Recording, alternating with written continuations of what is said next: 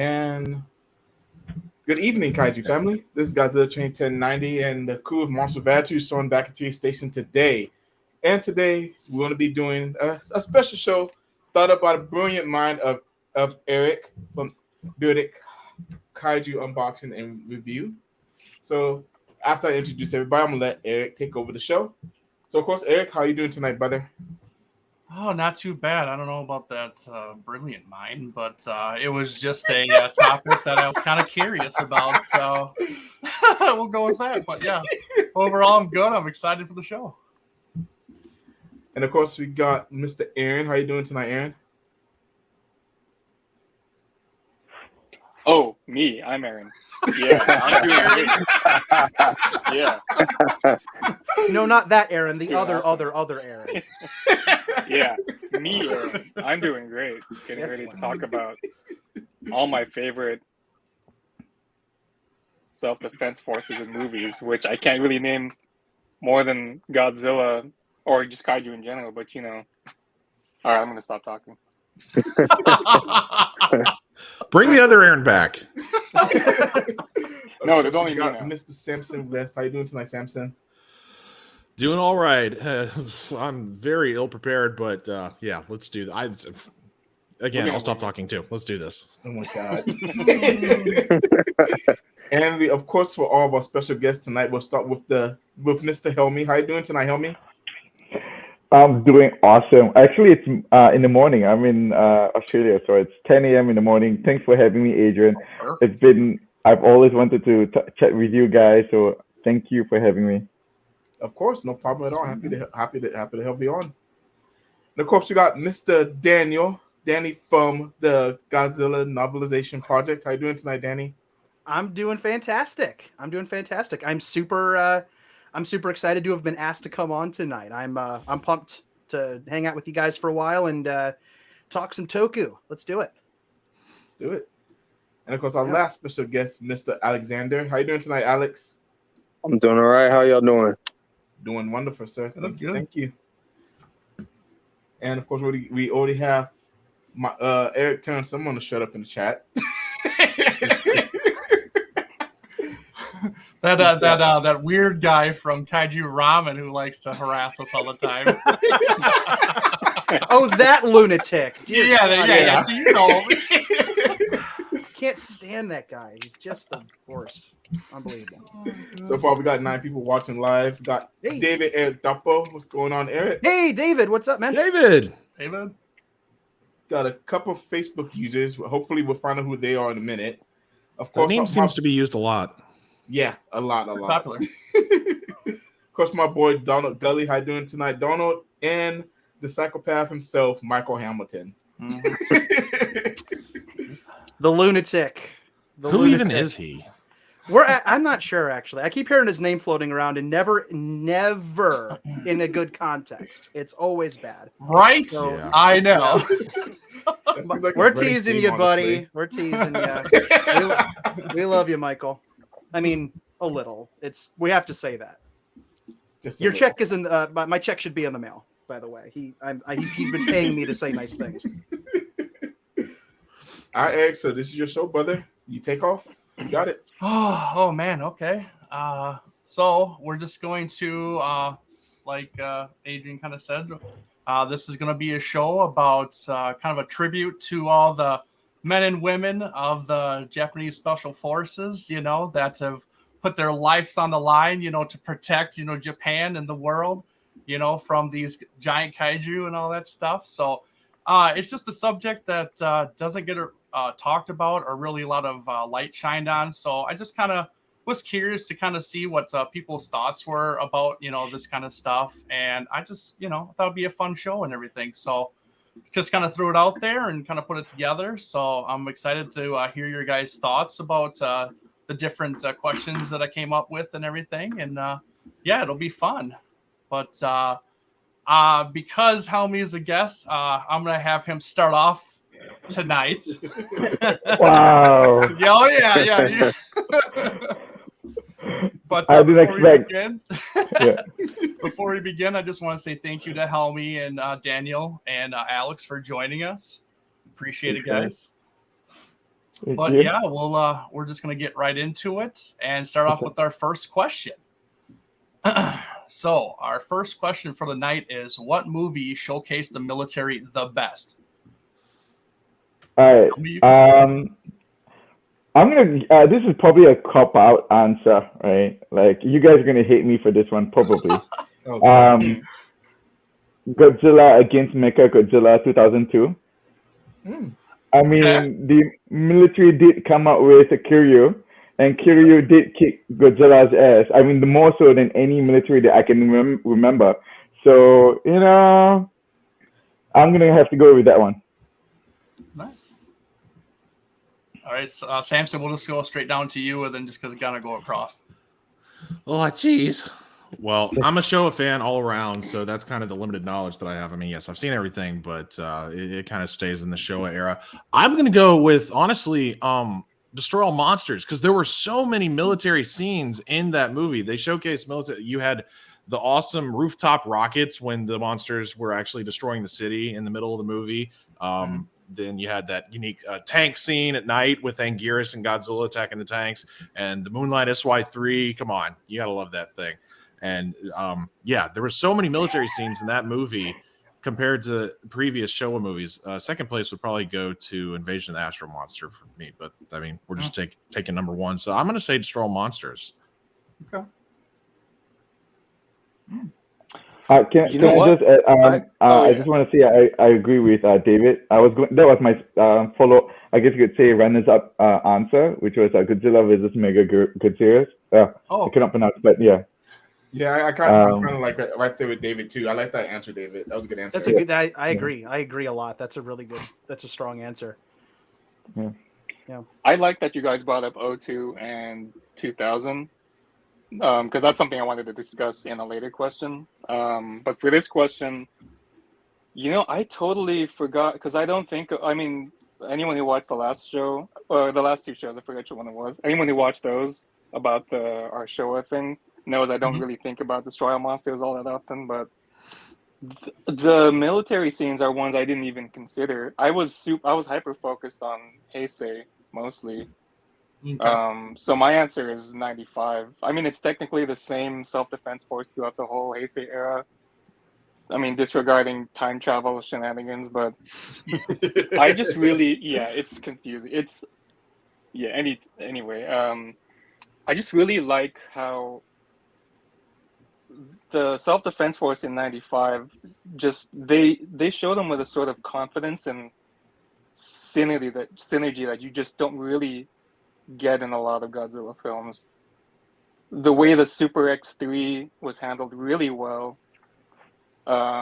Their first victory against Godzilla, freezing him, was just done so beautifully. And it was a long time coming because you have like 5-6 movies where they're just getting their butts kicked. So seeing that was really great. It's just really, they were so competent in that movie compared to all the other Heisei movies that I thought it deserved some mentioning.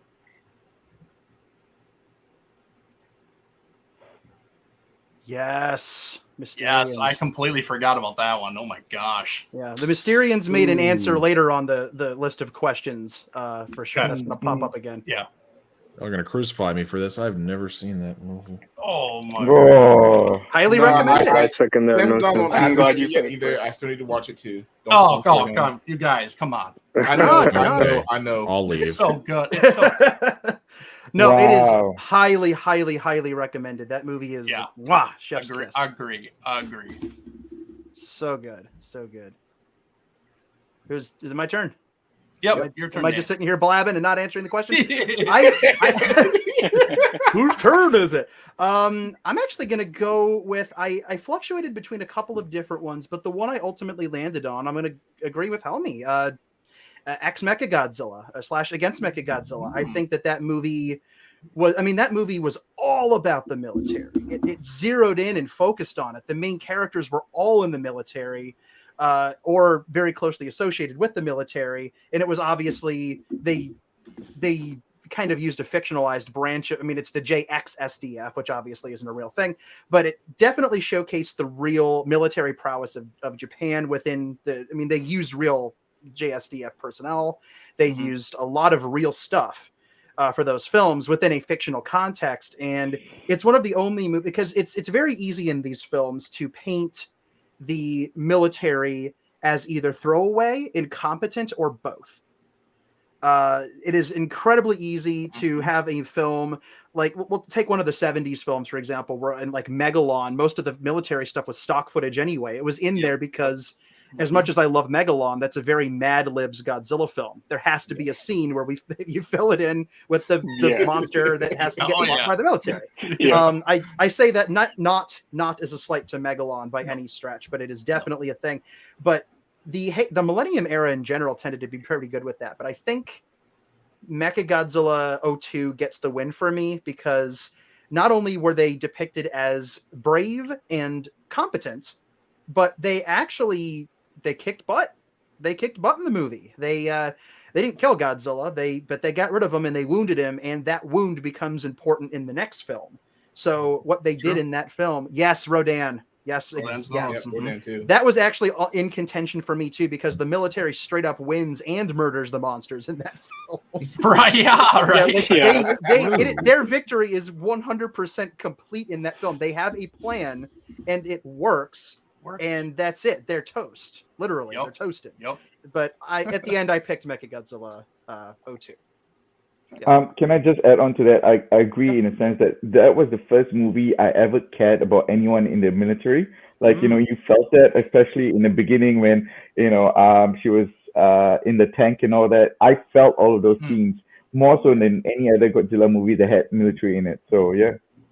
Yeah, they weren't expendable, just faces or even just vehicles where you don't see the faces. Yeah. It was one of the first times you got a peek behind the window in one of those tanks.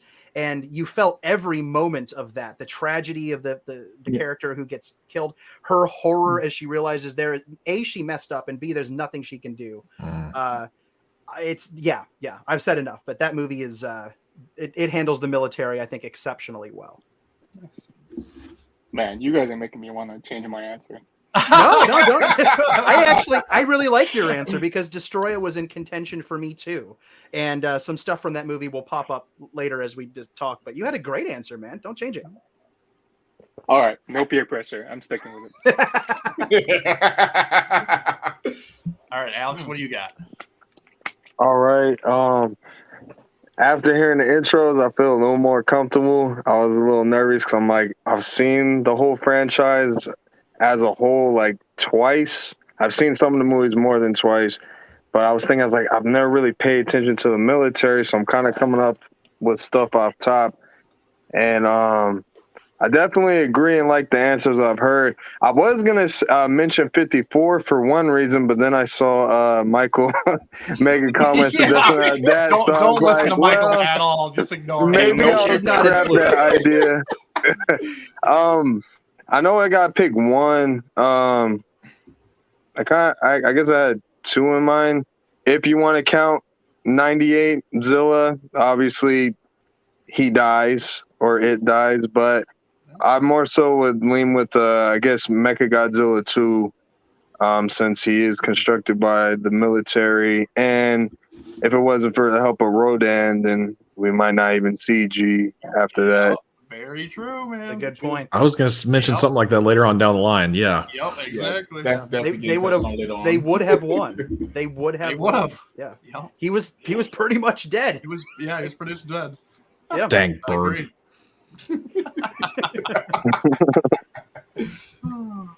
All right, Adrian, what you got? So I'm actually gonna go kind of left field on this one from everyone else's answer. Don't get me wrong, I absolutely love y'all answers. But I'm actually going to go with the military and Mothra versus Godzilla. And the reason I'm going with that one is because of just how much force they threw it, how much they threw at Godzilla and how determined they were to try and get rid of Godzilla.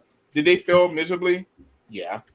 But they definitely had the most effort. They did everything they could to try and stop Godzilla. And basically, Godzilla just showed who's the king.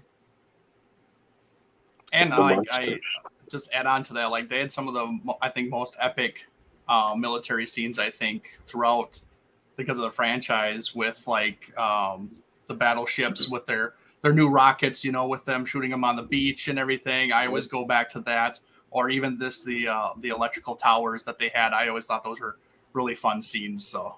All right, with the nets. That's with the nets and everything. Yeah, they have very unique thought processes between how to try and stop Godzilla, and I commend them for that. Even though again they failed, they have to get that for me. And remember, with the battleships, that's only in the English version. Yeah, exactly. Yep. Which I love, though. I love that. Which is if I'm not. Go ahead. If I'm not mistaken, didn't they film that like later, like after the movie came out in Japan? They filmed the American scenes. Mm-hmm. Actually, no. That's a myth. That it was shot at the same time as all the Japanese footage. It was intended for the Japanese cut, but for various reasons, one of which being they were Toho got some cold feet about having American missiles hit Japanese soil. It was removed from the Japanese cut, but the American cut left it in. And for a long time, it was erroneously reported that the film was that scene was filmed specifically for the American cut. But that's in a lot of books and it's in a lot of magazines and reporting on the film. But it's actually not true. That's a rumor. But yeah. Well, and it is I a great was one scene. of those that believe that. Yeah. And it's a great scene. And the sad thing is, it's practically lost media at this point because you can't get that version unless you track down or you already had the classic media DVD, or if you're a lunatic like me that collects the films on VHS, you have it there too. Oh yeah. And it's online too, but it's I do love that scene. It's super good. Yeah. All right, me. I'm actually gonna go with Godzilla versus Biollante. Actually, I thought they had a really good effort in taking out Godzilla when he came back and returned. Obviously, they threw the Navy at him first, and then obviously they had their new weapon as Super X2, and obviously Super X2 gave him a good fight and everything like that.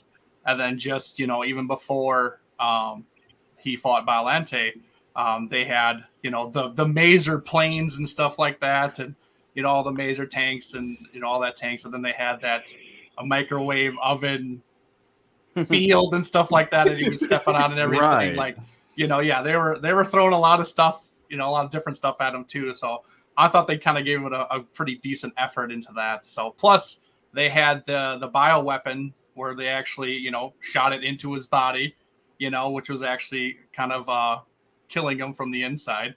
So they did pretty decent in that film. So good pick. That's another one where they basically almost win. Yeah. I mean, if it weren't for the water messing with his body temperature, and there's still some discussion in some of the later films about it affecting him after that. But at the same time, like it worked. They shot him. They got the ANEB in him, and then they raised his temperature, and it worked. They pretty much got him, and they weren't messing around in that movie. They wanted no, it was not. Yeah. Probably made for a pretty bad hangover too. Oh my gosh, yeah. You can only imagine. See, Eric, I'm just now noticing your little collection you got in front of you there. Oh yeah, these? Yeah, I can see you just. You mean my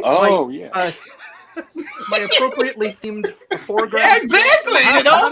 Thank you for noticing, Samson. Pure coincidence. That's very odd that's happened to just be there for the show. That's What an actually, these are brand new too. I just got them actually like a couple days ago. So. Oh, wow. Which ones are the? Oh, okay. It took me a second to even realize what those were. That's awesome. Yeah, that's awesome. Yeah, I can see Super X2. Is that the Satsuma sub from GMK? If I'm not mistaken, no, this is the Griffin ship. No, the far left. This one. Keep going. This one. One more. Going. This one. There you go. What's that? No, that's Super X.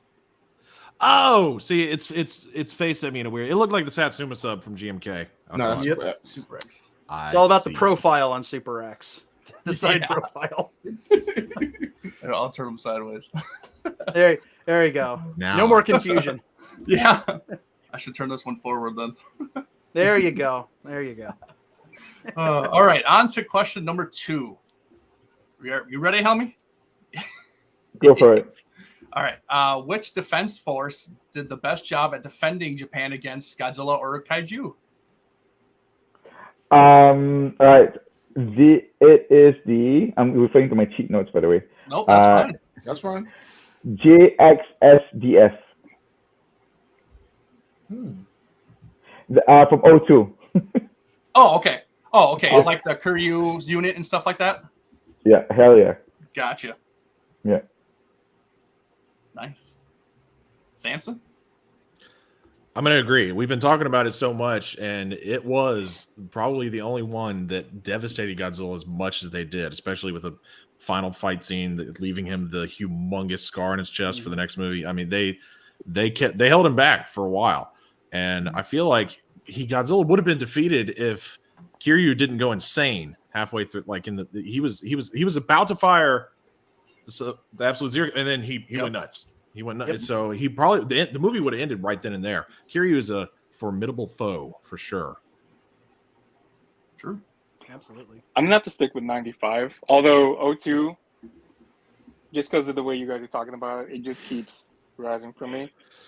I was about to pick the military and Shin Godzilla because I mean they did ultimately Godzilla still really messed everything up, but considering how where they started from rock bottom and ended up executing their plan in the end, actually stopping him. I mean, they didn't kill him or move him out of the city or anything, but just that huge. They probably had the biggest change in the biggest success percentage change. My words are like not coming out the way I want them to, but you know what I mean. I know what you mean. They had the biggest change in that, if that makes sense. Yeah. And I just thought that was really neat to see. Also, this wasn't part of the question, but I'll tell you what the worst one is Final Wars, because they let half the planet go to hell. Because Captain Gordon was locked up. If Captain Gordon had not been locked up, we all know that he wouldn't have let that happen. There's no way. Oh yeah. With that mustache? No. Absolutely not. Mustache and katana for the win, man. Absolutely. People with mustaches and katanas do not let the world get taken over by aliens. It's like a rule. It's a thing. Google it. I'm telling you, it's a thing. Don't actually Google it. I cannot guarantee what you will find. I would actually highly recommend not doing that. Yeah, don't. Let's not do that. Mustaches. No, don't. With long swords. Well, you're not listening. Don't do it, please. Oh, jeez. What have I done? Okay, back to your regularly scheduled program. Yeah. All right, Daniel, what you got? I ended up with like a top list, pretty much all the ones that you guys covered. I also had Mothra versus Godzilla in there because of the electrical craziness that they did. But I'm going to be a little different. I'm going to actually go with Monster Zero because it's another case where it worked. You know, it's another case where they had this crazy plan. They had a very limited amount of time to actually do it. And they had these crazy acycle light ray cannons that were able to project the right frequency. And it ended up destroying the connection between the UFOs and the monsters. And they were able to accomplish their mission. And at that point, of course, Godzilla and Rodan took it from there. But they had to get to that point. So and I guess the only reason I'm going with that one specifically is because it hasn't been mentioned yet by anyone. I mean, all the other ones you guys said, Destroya, Mechagodzilla, O2, those are all on the list because they were very, very effective. And then I guess my second in contention would definitely be Rodan because, again, they succeeded. Poor R.I.P. Rodan. Rodan and Rodan, which is, I think that's a law firm in Japan, right? Rodan and Rodan. No, we'll have to check that. We'll have to check. Yeah, I think it's a skincare product or a hair care product for sure. I mean, I swear, when I used to look online, type in Rodan just on eBay as a kid growing up, there was like a bunch of birds, some sort of lotion, birds, lotion. You gotta stay moisturized. When fighting giant monsters, it's important to stay moisturized. You Yeah, saw I've how never- cracked his skin was in The King of the Monsters. Guy needs an exfoliating lotion hardcore. I'm just saying. Poor guy. Ah, All right, Alex. So, what was the question again? Which movie had the best defense? Yeah, which defense force did the best job at defending Japan against Godzilla or Kaiju? I don't want to give the same answer that has already been given, but I'd have to agree with in the Kyoru saga.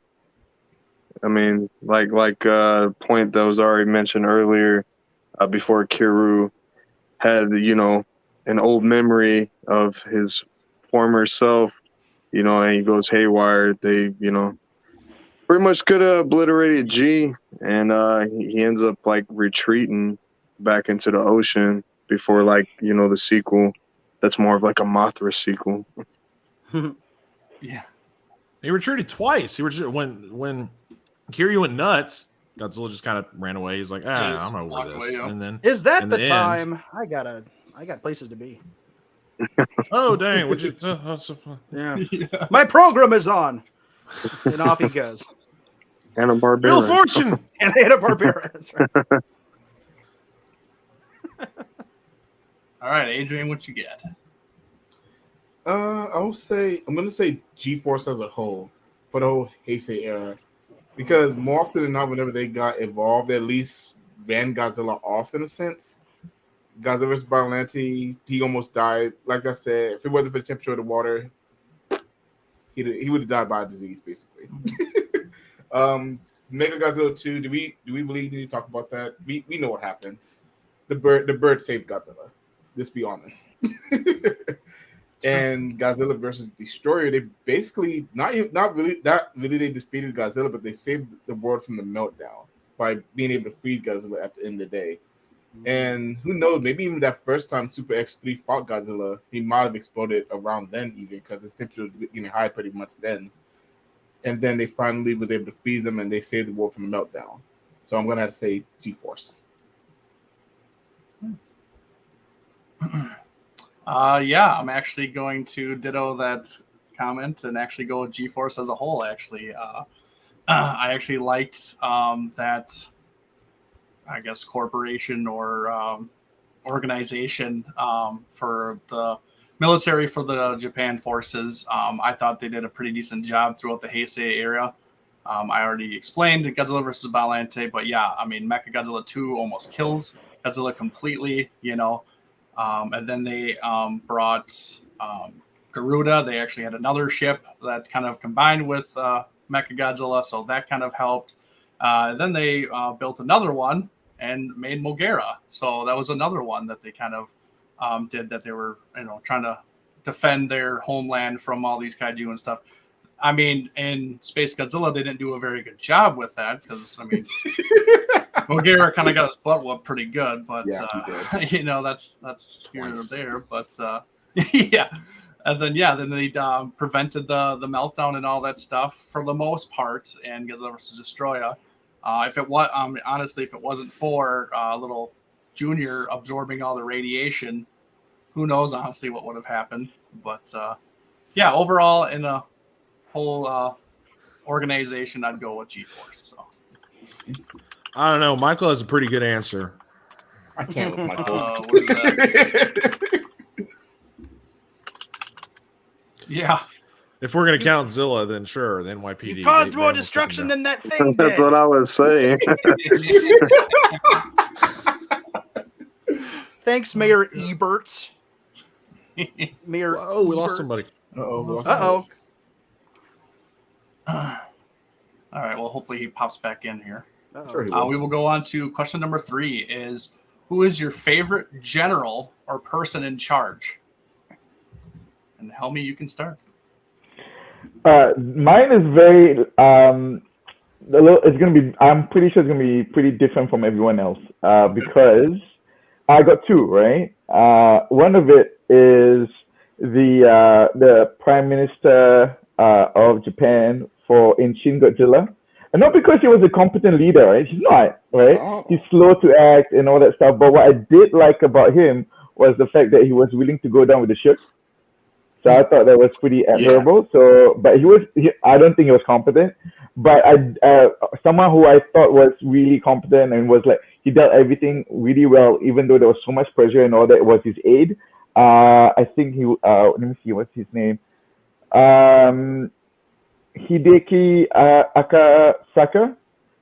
He was the guy that had the glasses, and he was really cool, and he knew how to play the game. He knew how to push and pull to get the government to act in a certain manner. So I thought he was really competent. So I really admire him for that. So those are my two answers, which I know is probably very different, and they're not generals, but yeah. Interesting answer. I like that. Good. Yeah. Absolutely. Samson, what you got?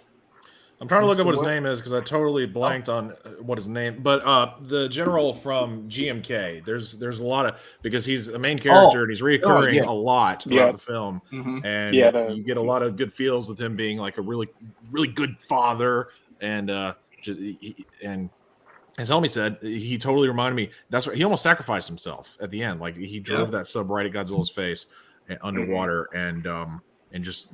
All around, just great dad, memorable scenes, very emotionally driven. It's just I like that general a lot. And I was just looking at I forgot, I blanked on his name in the film, but I'm looking it up too. Yeah, I'm actually weirdly enough drawing a blank on this too, and I'm not sure why. Yeah, I know you. And Tachibana. Yeah, Tachibana Taizo. Tachibana. Yeah, there it is. Took me a Yeah, sec. he was one of my picks too. I had two also, Helmy, but completely different ones, just because I couldn't pick. My first choice actually was Captain Gordon, just because he's great. And once they unleash him from jail, I mean, the movie ends basically. So, but my second choice was Tachibana, just because he is such a great character. He's not perfect, but he's pretty competent, and is one of the more interesting human characters in the Millennium series, I'd say. So I feel bad that I forgot his name also. I just remembered him as the main character's dad. So, well, they're basically like dual protagonists to it. So, yeah. David got us. I can't say it, but David got us. All right, Daniel. All right, I actually ended up in a tie as well, and one of them's kind of a more expected answer, I guess, and the other one's maybe a little bit more out there. I really enjoy Akira Nakao as an actor, so anytime he's on screen as a general or a leader of some kind, I just enjoy him as an actor. So I went with General Aso from the G-Force trilogy of the Heisei era, just because I felt like he has. When that guy walks on screen, like he's just got this gravitas to him, even though G-Force has more losses than wins at the end of those three movies. So you can call his competency into question. He has a moment in Destroya, which keeps coming up here a lot, which I love because I love that movie, where essentially he's pulled aside by the people who know that if Godzilla is attacked by anything incendiary, it could trigger an explosion, and he has this moment where he's told you're not allowed to attack him anymore, and you can really see this moment on his face where he realizes that that's all he's been doing for 2 years is attacking Godzilla, and you have to imagine he feels like he's eventually going to win.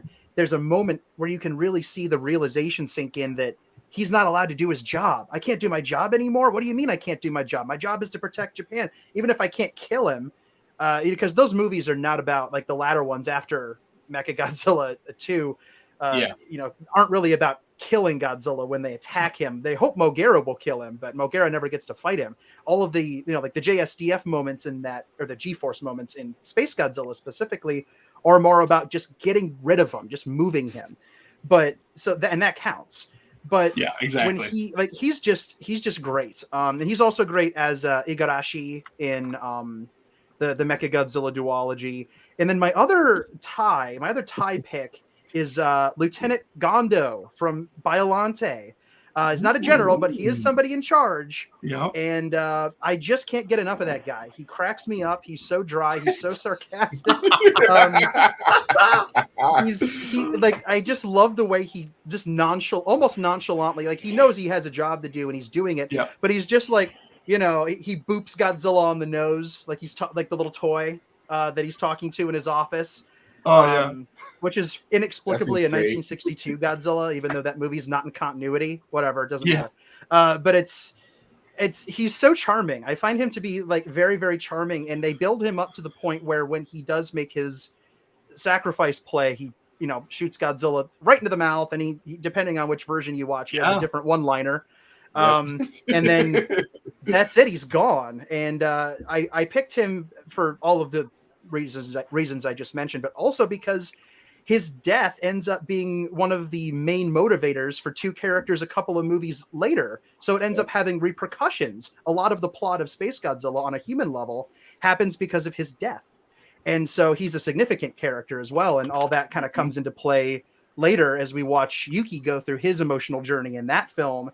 And then also his sister go through an emotional journey in that film. So yeah, I couldn't leave him off the list. I love that guy. I'm never going to be able to top anything Daniel says, so I'm just going to leave now, you guys. I feel the same. Nonsense. You want me to follow that? Oh, that's right. I don't have to follow that. Sorry, Alex. I just hope I get an invite again. This might, like I said, this is probably not my strong suit with the military. So excuse me, I don't know names. I don't think he's a general, but I know he was a charge of like a military platoon. Don't really have like a real insightful, in-depth answer, but and Godzilla versus King Ghidorah, with Mecha King Ghidorah, when it's showing the past with Godzillasaurus, and they're getting attacked on the island, and they obviously get saved by Godzillasaurus's body, and he had like deep admiration and love for Godzilla. So I feel like anytime a human isn't actually against Godzilla and actually gives like proper love and, salutes, like, hey, I wouldn't be here if it weren't for that big guy, essentially taking all the hits, being a bullet sponge. So I guess that would be my answer. Shindo. The one and only Shindo, played by... Shindo, that's his name. Yes, thank you, David. I appreciate it. Yeah. Yes. That is an excellent answer. I love Shindo too. Yeah, that's a great answer. Appreciate it. Okay, so I'm gonna try not to butcher this name. It's gonna be, for me, it's gonna be Sho Korawuki from Godzilla vs. Biollante and Godzilla vs. Destroyer. I just love his demeanor in both movies. Godzilla vs. Biollante, I guess at my age, I guess I can say he's a kid. He was a kid in that movie, honestly. He was on his first mission, like actually leading the charge and everything. No matter what happened, even when Godzilla was all the way on the other side of Japan, he didn't really freak out. He handled it with nice, calm demeanor. I really loved that. And then he came back in Godzilla versus Destroyer and did what he had to do to Godzilla and finally finished the job. And even in that movie too, yeah, you can tell like in his face, he's just like, it's been a long journey here. Let's go and finish this up. So that's gonna be my pick. That's a great pick. I love the moment in Biollante where he's taking a snooze on the helicopter. And you can tell it's the first moment in the film where he looks like he's at peace. It's the first moment he's stopped in days because he's been on. And the other two characters are looking at him saying, like, man, he's tired, but they're also observing how young he is. Like you said, he's basically a kid. They remark on it several times in the film. And I always liked that moment where they basically say, maybe it's time for our older generation to step aside. It's up to you guys now. Which is, it's an interesting little moment in the film because he ends up, as we've mentioned a couple times before, like the operation in Biollante, almost completely succeeds. And it's a big moment because Kuroki got something wrong earlier in the film. He predicted Godzilla would land in a different place completely, moved all the troops, and then Godzilla popped up on the other side of the map. So he failed earlier, but yeah, definitely. But he gets a success at the end of the film. And like you said, there's a lot of really, really just something powerful about him getting to come back and pilot the Super X3 and finish the job that he started all those years ago. So that's a great pick. Thank you. And Yeah, yeah, I and was- there's something about that Oh, moment I first go saw Godzilla's Destroy. I was like, oh my god, he's back. I was so excited seeing that as a kid. I was like, he's back. Yeah. I was gonna bring him up for the next question because he's Hey, such hey. a cool character to me. Yes, he's awesome. He's such a shonen protagonist in '89 when he's just like you said, he's a kid. He's compared to all the other soldiers, he's goofing off, and then when he comes back in '95, which is totally unexpected if you don't know if you don't know the details of that movie, he comes back and his demeanor is all changed. He's a grown up now. He's all serious. It was such a good choice to bring him back because seeing that there for some reason, seeing a familiar face in serious mode like that, really something about it, even though he doesn't really have his own arc in that movie, something about it adds on to the emotional stakes of the movie. And just seeing him as a grown-up, I mean, he was already an adult in '89, but seeing him as a real adult there leading the charge, he didn't get to complete his get to complete his mission with the Super X2. So now him being the head of the Super X3, and like I said, just completely, in a word, demolishing their mission, freezing Godzilla successfully with no drawbacks. It was just a really great moment for not just him, but for the humans of the Heisei era in general. Well Sorry said. to hijack your thing. It's No, because I was you're going to bring him up later. So yeah, I really like his character. All right, I'm going to go with a very familiar face that he has been in, oh my gosh, so many movies as a general or person at charge. I'm going to go with Jun Tazaki. Tazaki, yes. Tazaki, yeah. Like, I'm sorry, but anytime I think of somebody who is in charge or general, he is the guy that I think of immediately. Like, out of all these movies, like he seems to always be in charge or always in the military room, like all the time. I wish I could show you guys a picture, but yeah, if you guys look him up, you'll know exactly who I'm talking about. You're like, oh yeah, that guy. Like, yeah, it's anytime I think of military wise, he is the guy that I think of, and I absolutely love him. He was so great, and yeah, that is definitely my pick. Yeah, he's great, and he almost does feel like he's playing the same character a few times. Yeah, because they've got him in the same uniforms. He had a couple of great standout roles. I mean, he was the head of the Red Bamboo, so he got to be a bad guy in charge at one point. Yep. And of course, he was in Atragon, and that's kind of his. Jinguji is really his standout role, I think, of his, at least the monstery part of his career. Yeah, but yeah, he's great, and it's amazing when it's an actor that is the guy in charge. That's how associated he is. It's like not the specific character, but just that face that you've seen a million times. Yeah. That's a great answer. All right, on to question 4. All right, so this is going to kind of take us back to some of your answers, but who is your favorite pilot and why? Helmy? That's easy. That's such an easy question. I think you should know by now who my favorite pilot is. It's from O2, Lieutenant Akane Yashiro. The main human protagonist. I mean, not only was she a badass, she didn't take no, she kicked ass, and she was really I love her character arc and all that. And I mean, also she's hot, so there's that. Hey, it's never a bad thing. Nope, that's right. I can't answer. You stole my answer. Jeez. I feel like that name will pop up a couple times. Yeah. Yeah. Oh yeah. All right, Samson. Well, that's about it. It's her because she's hot. That's the only reason. Yeah, because also we find, from the beginning of the movie, we mentioned this before, how the accident with the soldiers being killed by Godzilla. So she loses all confidence whatsoever. She goes she hits rock bottom, and throughout the movie, she, from beginning to end, she regains all that confidence again. She goes from rock bottom to being on top of the hill, or being on top of Mechagodzilla's shoulder, I should say. And it's a great journey watching her go from just down to complete up. And just her, absolutely. And the hotness is the biggest perk too.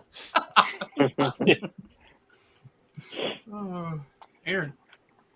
I was gonna say Kuroki, but since I already talked about him, I mean he's still my pick, my number one pick. So since I already talked about him, shoot, my number two was Akane, and you guys already talked about her too. Said everything basically I wanted to say. Oh man, I mean it probably can't be said enough, but when I was a kid, I had a huge crush on her. So she was almost my number one. I feel like that's a universal thing probably across the board. Yeah, and I was so sad she wasn't the focus of the next one for a while because I was still basically a kid back when I first watched it. I was so salty about it that I hated 03 for that. So she had that little cameo in the beginning, but that was it. Yeah, no, not enough. Not enough I love Tokyo SOS, but not enough. Hey, she doesn't need a personality if she's hot. All right. Wow. It's literally a hot take. Literally. Talk about getting toasted. Yes. But yeah, no, I mean, I'm never coming back, am I? The bad joke. Yeah, I mean, so third pick, I don't know. Well, that's not the question. So, I mean, I've already gushed about my favorite two, so I'll let someone else talk before we get banned from YouTube. Oh, and it's coming too. It's coming. All right, Daniel. Akane. I'm kidding. I actually have a different pick.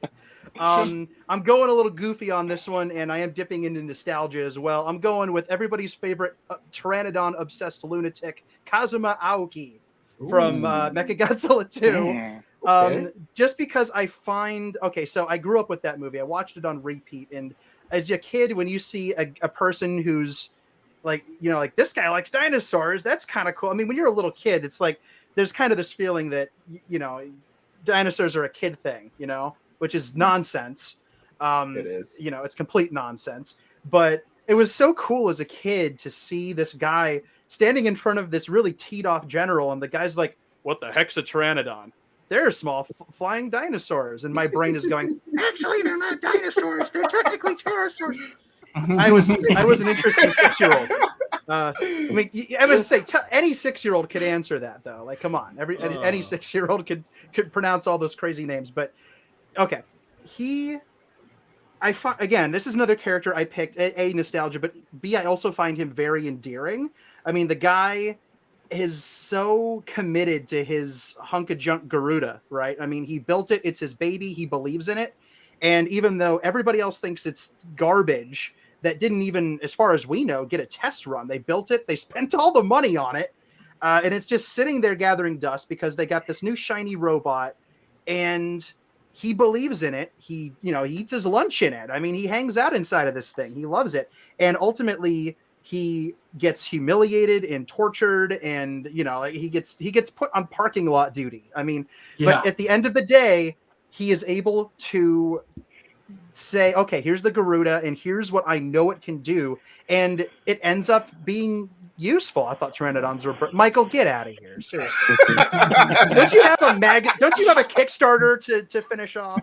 Come on. Still waiting for mine. Where are my Kickstarter awards, Hamilton? Where's my volume 1? Volume 1. Oh, yeah. Shipping delays, production delay, whatever. I'm kidding, Michael. I love you. Anyway, I've prattled on enough. But last thing I'll say is the guy built a Pteranodon robot, and that's awesome. The guy can fly around wherever he wants. Right. On a Pteranodon, on a robot shaped like a Pteranodon. If I had one of those, I'd never ride in a car again. Boy, I'd never with the way come gas down. prices are "Where's going Dan?" right now.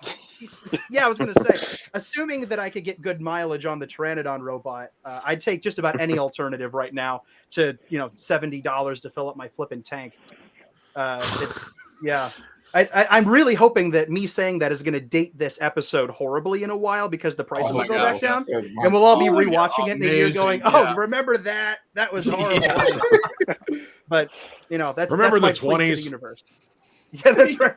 Remember the 20s? That was a rough time, wasn't it? That's ridiculous. Right before you go, Alex, Leslie makes a really good point, and I always found that weird too, and I never thought about it till now. Yeah, he never got excited about it. Oh yeah. He was like, Oh, Rodan, like what? You're not excited about Rodan? Are you Yeah. serious? Well, he So does. He does get Gee whiz, intrigued would you by look at the. that? Yeah, he does get intrigued by the egg, thinking that it's from a pteranodon Yeah. because that's what everybody thinks it is. Oh, But that's true. when Rodan himself shows up, he does not get a scene of geekery where he sees this Mhm. thing and he goes, "Oh man, I got to go fight that. This is the why would I want to kill it? It's like literally my dream. Like I've always wanted to see one in person, and my mission is to go slaughter it." Very missed opportunity. Missed opportunity. Still love the movie with all my heart. Still love the character. I'm done talking about him though because I've said enough. All right, Alex, what do you get? I do like that aspect of his choice because I grew up a dinosaur guy, which introduced me to Godzilla naturally. But once again, I don't really know names. I know it's a shame how you a big Godzilla fan, but I like he's in multiple movies. And Raids Again. I don't know what the guy's name is, but when he's leading the planes and they're obviously bombing the mountain, and you know how they get the avalanche to fall on Godzilla. Oh yeah. Are you talking about the guy who sacrifices himself in the plane or his buddy? The one that's in Mothra. Oh, yeah. Okay. Oh, yeah. Then that'd be Yeah. Tsukioka. That'd be Gotcha, Tsukioka. Tsukioka. Okay, Yes, yeah, and then Tsukioka, he obviously makes appearance as an old man in the Haste Him. Like I really like him as an actor. Hence not knowing his name though, but I just I like him in general. Yeah. And then I like the strategy in that movie. You know, he's leading the pilots and, you know, put Godzilla out temporarily. And I think that's about it. Nice. Nice. His name is Hiroshi Koizumi, by the way. That's his name. He's All right. Koizumi-san. I love that dude. That's a great pick. I didn't even Yeah, it's think a to really go good pick. back that Yeah. far. Yeah, I because- love that movie. A lot of people hate on it for whatever reason. The worst part about it is obviously like the sped up fight scenes that look like pretty silly and ridiculous. But other than that, I like the movie. I mean, I I love like Rachel. them all. Some better than others, but you know. Hey, we should get Cody in here. Yeah, there's some 55 Yeah, you should have been here to appreciation. He's not defend here. Cody last week, Alex. I mean, not last week, last month, because. Last show. Well, is he a fan or what? What's up? I don't know Yeah, who that he is. loved Raids Again. but He was, but yeah, he kind of got destroyed a little bit. So Yeah. just a bit. All right, Adrian, what you got? Well, I mean, I'm not gonna really say much because everybody already said Akane, so I mean Akane as well. And like Samson kind of said, I love her story how she was just really rock bottom after she accidentally killed her general and everything. She was just, she was so heartbroken. She was so heartbroken the whole movie, so distant to herself the entire movie. And then at the end of the movie, she was finally able to open back up and be able to help defeat Godzilla in that movie. So, I mean, again, I can't really say much more than what I already said about Connie. She's absolutely incredible. But I'll also touch on who David brought up earlier, I guess as an honorary mention. I would say the oh God, I really don't remember her name. I should wrote her name down just in case. The main chick in Godzilla vs. Megaguirus, she's a really good commander too in that movie. She does a really good job helping them build a black hole gun. She almost sacrificed herself to defeat Godzilla. So I like her also, but number one definitely be Akane. This? Tsujimori. Yep. Kuriko Tsujimori. The one and only. She's great. That entire movie doesn't get nearly enough credit. It does not. I can't wait to talk about that movie. My goodness. I love that movie. I know. It's not a perfect film, but I mean, dear God, it's so fun. I love it. It is fun. I'm glad I picked this guy for this question because I'm going to go with Sho Kuroki because Hey! I just thought he was great as a pilot. When he was doing the Garuda, then we went to Super X3. I mean, that's great to me. I love that he went from 89, then he went to 93, and then he went to 95. Like I love that he kind of transitioned from like a commander, you know, to kind of like a scientist pilot to a straight up just, you know, military pilot. So I love that. I thought he was great in all the films and stuff like that. But yeah, I was kind of glad that you guys went with him the last question, and I could have saved him for this question. But yeah, I'll go with him. So his confidence also gets boosted through the films too, because he kind of it does. He's like Yeah. almost to Yeah. nothing to It's I mean, when you see him sit funny. down in the Super X3 and he puts the hat on and like looks up like Yeah. the BA. Yeah. That's Yeah. So awesome. Like Yeah, I at that love point, that he's he like a was like legend, so. super like young and like naive in his leadership in '89, and then '93 he was kind of like kooky, childish kind of thing, and like '95 Yeah. he was just all just seriousness, like let's get this job done. I just want to get rid of Godzilla and stuff. So Wow, Leslie. Yeah, That's- I'm sorry, I got that's just distracted fine, by the Leslie. comment. oh, God. These references. David, we'll definitely talk because we definitely talk about Mega Gears. I will tell you that if I'm a part of that show, it's not going to be pretty. Uh-oh. yeah. I'm sorry. It's Sorry, got but- goods and bads, but I agree with Eric. All right. Well, you only seen move on. the film once, Samson. You can't say nothing. You hush. Hey, Garrus, I've seen that film a lot. That was like one of the only DVDs I had growing up as a 2000s kid. So that was one I watched quite a bit. But as an adult, but anyway, we're not talking about that. Anyway. Next question. Next question, please. Okay, question 5. Which Defense Force vehicle or weapon do you think was the most effective? Helmy, you can start.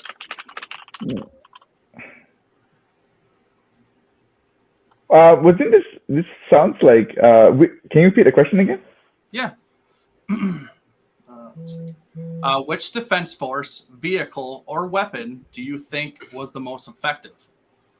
I mean, it's kind of like Mecha Godzilla, right? That's the most effective. But I don't want to I don't want to recycle my answer. But the other one that I really liked was the Maser Cannon. I don't know. I just liked how cool it was, and it seemed to do damage as well. It seemed to burn the kaiju and stuff like that. So probably the Maser Cannon. Oh god.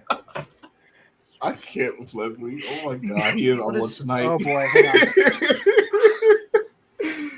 Oh my gosh. Well, that made now he just Alex didn't stick around. Samson, what you got? Well, that me and Helmy are like right on it with each other's brainwaves. The Maser Tank is an absolute win because pretty much every movie that it was showcased in, it like the monsters retreated or it absolutely annihilated them. We got War of the Gargantuas was a perfect example. The Maser Tank's attacking Gyra. They almost killed him, man. They almost killed him completely. And every other time that the Maser Tank attacks, for my number one movie of all time, when it was attacking Ghidorah and Gigan, they recycle the same footage of just, there's something behind the trees that's freaking out, panicking. Mhm. If it wasn't for Ghidorah attacking the Maser Tanks and destroying them, they were hiding, they were running behind the trees, and they were freaking out. It almost did a good job in 02, but then we had the chaotic situation in the beginning of the movie, which so but it was a tie because there was those which I love from Showa all the way through the Heisei and Millennium, but the one that was the most effective, unless you stick around for the after credit scene, was the black hole cannon, because it actually it got rid of Godzilla. Mhm. Unless, again, you stick around for the after credit scene where the kid looks out the window and you hear the iconic roar and the kid just freezes looking out. Yeah. So I was gonna say the Super X3. I know it's super surprising for me, but would you count, because it's not a Defense Force thing, but would you count the sound thing from that took out the Exilians in the show? I would count that absolutely. I'll count Yeah. that. Okay. Yeah. Yeah, that was. Military built Oh it. yeah. Okay, I'll say that because I thought about it and I was just like, wow, that just almost. Well, it did single-handedly just stop them in their tracks when they were just trampling through everyone. So yeah, I like that a lot. Even though it was, the reason I like it a lot is because it's so, even for the show era, it's so out of left field. And somehow it works because they've been setting it up. It's not just this Deus Ex Machina that comes out of nowhere at the end. It's like, oh yeah, I have this thing that'll make it have this win. They were actually setting it up, and it was part of the guy's I forget his name. The guy's whole arc in his character development, I knew where you he goes his thinking name. he's not accepted by the brother, Yeah. but he's this genius that comes up with this device that actually does help. I mean, he didn't develop for that reason, but he knew it would be useful somehow. I don't know how he thought it would be under different circumstances, but it's not about that specifically. I think it's more about the fact that whatever the circumstance is, he would invent some kind of tool to help out, and that's what I really like about his whole thing going on there. Even though, excuse me, even though it wasn't the point of the movie, I just like that part a lot, and the fact that it helped out so much was really great to me. Nice. Daniel? I know we keep going back to Destroya, but I'm gonna go back to it again and talk about the ULT-95 laser cannons. That's my pick. ULT, or ultra low temperature laser cannons. They're deployed to destroy the smaller aggregate destroyers, and they end up being exceptionally useful. They pretty much take all of the other maser or maser-like weaponry as it was used in the Heisei series, and really just kind of shows them how it's done. All of the low temperature weaponry in that film ends up being incredibly useful. Low temperature for lowering Godzilla's temperature, preventing the meltdown. And the reason I picked it, aside from that, I mean, at the end of the film, those big, kind of opening masery type tanks that cool Godzilla down along with the Super X3, those are the ULT-95 tanks. But what really pushed it over the edge for me is the fact that a whole bunch of those, that's what they killed Destroya. They killed him. They killed him dead, which is a kind of a shocking moment in the film, where all the firepower didn't do anything, but the freezing power absolutely did. The Bandai Destroyers.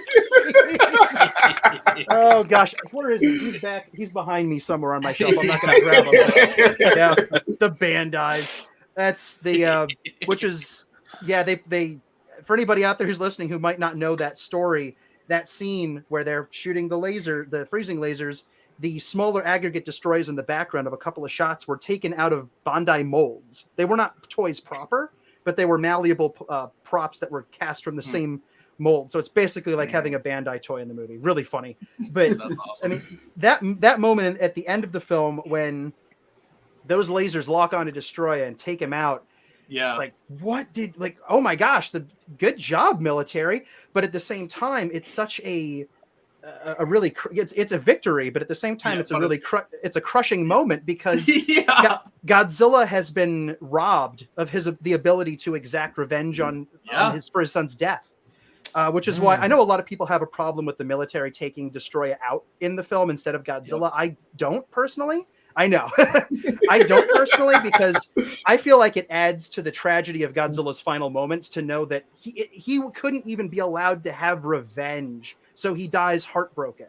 I find that to be a very effective choice, personally. Dang. So if for no other reason than that, I'm going to give it to the freezing rays. I think they did their job. R.I.P. Destroyer. Yeah, nice. Yeah, I agree with that a lot. That's why I like 95 so much, is because, I mean, other than the military being able to shine so brightly, I feel like it would have actually taken away from Godzilla's, the moment he was having there. Him getting revenge on Destroya wasn't exactly the point of the emotion he was supposed to be feeling there. I mean, there was all that rage. It was Godzilla's final march. He was burning. But you always got to remember that anger is supposed to be a secondary emotion. If you're feeling anger, then you were feeling some other negative emotion before that. And for him, it was his sorrow for his son. So him focusing more on his dying son was, to me, a more appropriate choice than him going all out and blasting Destroya and just ending it there. Yeah, I agree. And again, that ending certainly isn't for everyone, but that's how I see it personally. That it's just, it makes that death so much more tragic. And you're not cheering for Godzilla to win at the end. You're grieving along with him, and you're grieving for him. For sure, yeah. Definitely crying, man. Oh, that movie is Waterworks Central still to this day. I'm gonna tear it now every time. Grab a box of tissues or two. Yeah. And if they wanted to stop him, shouldn't they? They could have just made it a trampoline-sized Tums, and that would have stopped the heartburn that was happening in the film. That's what they You know needed what? to do. I demand You could have rewrites taken one on of that. these. Yeah. I want to. Yeah, Okay, Aaron has it right there. Aaron's Gee, got it. see? Yeah, we just had know it waiting. beforehand. you I had got a you. prop ready to go. That is Yeah, We didn't even plan this. That's a where's the sponsorship? Come sponsored on by now, let's go. Tums. Yeah. Yeah, sponsored Oh my by gosh. Kaiju Godzilla Tums. versus Destroyer, sponsored in part by Tums. Good for your Take them now, radioactive or you'll heartburn. end up like Big G. That's right. Is your Oh, heart man, they melting could've- down like Godzilla? Was Try there a- Tums. They should. I wonder, was there a commercial back in '95? We need to go back. There's probably. That would have been a hidden somewhere. perfect collaboration in '95. Could you imagine how wacky a Japanese commercial, a Tums commercial with Godzilla as Oh god, yeah. the Birding spokesperson? Godzilla walk. Make it happen. Somebody needs to edit that. That's an edit. That's an easy edit. Yeah. All right, No. you Yeah, editing yeah. geniuses out there, get to it. Make Hey, a cool Kaiju video. Kim, I know you're out there, Kaiju Kim. What? Do this. Do it. Do it now. Just saying. Do it. Please. Please. I gotta say please. Do it. Do I it. don't want to All right, demand. Al. I would just like to heavily insist. This is not a demand. This is an insist. Please. All right, I'm Alex. sorry, you go. Alex. It's your turn. Nah, it's all good. I enjoy the time. I will disagree. I wanted to see Godzilla on a rampage, and he can still mourn his son at the same time. But it definitely is a tearjerker. So technically, anything you can pilot, I would say, is a vehicle. So my easy answer would be Kiru, my favorite Mechagodzilla incarnation. But besides Mazers, I guess I'd say Garuda. Just the fact that it's a flying ship that attaches the Mechagodzilla to. I think it's pretty cool. But like I said, I usually just root for G, and I'm not usually giving kudos to the military. So I'm just like, nah, forget all these people. Destroy them all. Take them out. Now, before I go, Leslie is a demon because he's Well, never we kind of cried. knew that, but you know. You have no Never soul, cried, but Leslie. that's- You have Oh, no soul. man. You're I a subscribe monster. that now, Leslie. Y'all, how, whatever. Oh, you, So- oh, Leslie. Lord have mercy. So I'm gonna go there. I'm gonna say Super X3.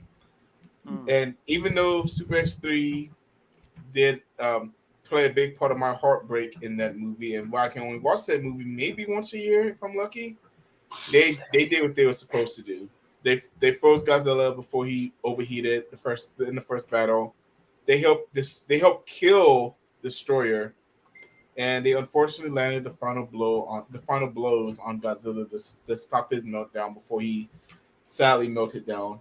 And as sad as it was to watch that, I have to give all credit to Super X3. But Leslie Yeah. doesn't care. Nah, because he's a monster. Later, David. Have a good night, Oh. brother. Bye, David. Toodles, Have a good David. night. Thanks Take for it Being stopping easy. in by, here, man. man. Thanks for stopping by. All right, so I'm gonna go with the anti-nuclear energy bacteria. I think that was one of the most, or could have been one of the most effective weapons that they ever used on him. And sorely just didn't happen. You know, he was too close to the water and he cooled his temperature down. They honestly, like when Godzilla and Violente were duking it out, they should have just kind of waited and just, you know, bide their time and then attack him right after he was done with her. Because if they wanted that stuff to work, they had to keep his temperature up. And they didn't. And he just kind of stumbled into the sea. And they basically let him kind of rejuvenate and get back to where he was. So it's kind of faults on them. But they were that close from actually ending him. So I'll go with that. Yeah.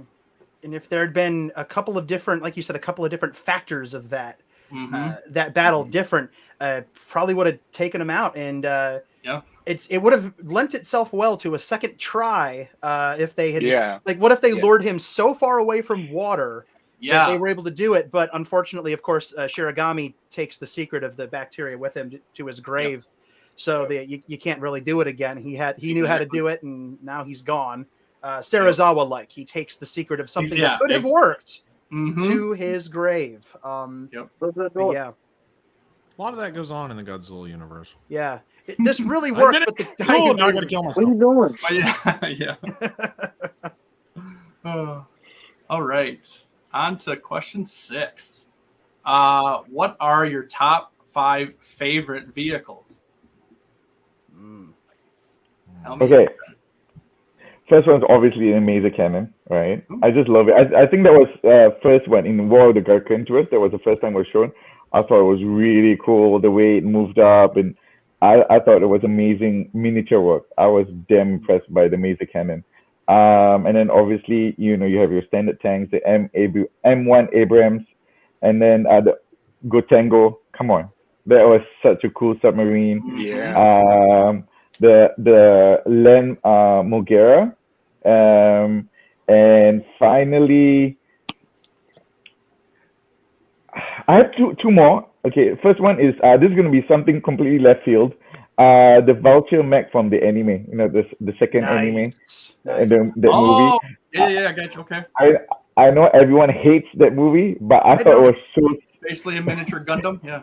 Yeah, I thought it was so slick and the way it moved and all that. I thought it was really cool. And then the other one is X2. For me, X2 really ranks highly in my books because for some reason, when I look at X2, it reminds me of Gamera, just because it's like small, compact, kind of thing.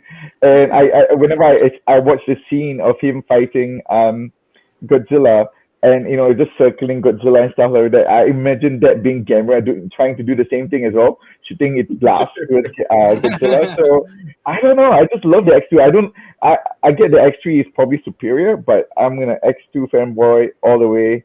And I just want to mention that for the Len Mogera, one of the reasons I like Mogera is because it reminds me of one of my favorite robots or droids, I guess you'd say, the Dragon Zord from Power Rangers.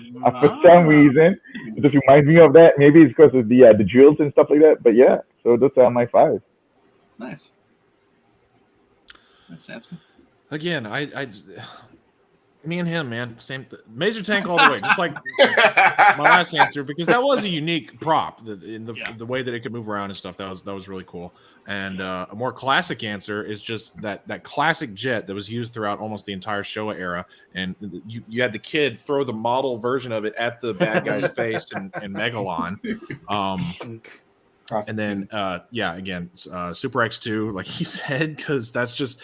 There's something about the second one that's a lot cooler, especially the way it opens up. It's unique.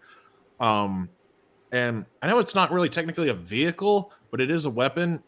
The electric towers in Mothra versus Godzilla, the electric towers and the electricity nets. I guess you could say the helicopters that drop it, sure, but those does that count? It's not really a vehicle, but it's kind of We'll allow it. We'll allow it. Yeah, we'll allow it. But tread carefully next time. Yeah, you're this close. I'm sorry. The crap through a goose rockets, the tanks that shoot the rockets at him, because that's just, that's a whole fun sequence that happens that entire scene. Yeah. And then the Moonlight SY3, because it's just a unique it's a vehicle, right? Yeah, it's a giant vehicle. It flies and stuff, and it's featured throughout the entire film, and it's just a lot of fun, and it's a great unique looking rocket. Okay. All right. Aaron? Number one, I gotta go Tango, just because that thing's amazing, and it literally powered up. I guess it was I forget his name, main character, doing his weird magic mutant thing through the Gotengo, but Super Saiyan with me. Yeah, like, he became the one for some reason. Yeah. Oh yeah. But man, AKA Neo. Yeah. Let's be honest. Yeah. It was like a mix of Super Saiyan and Neo.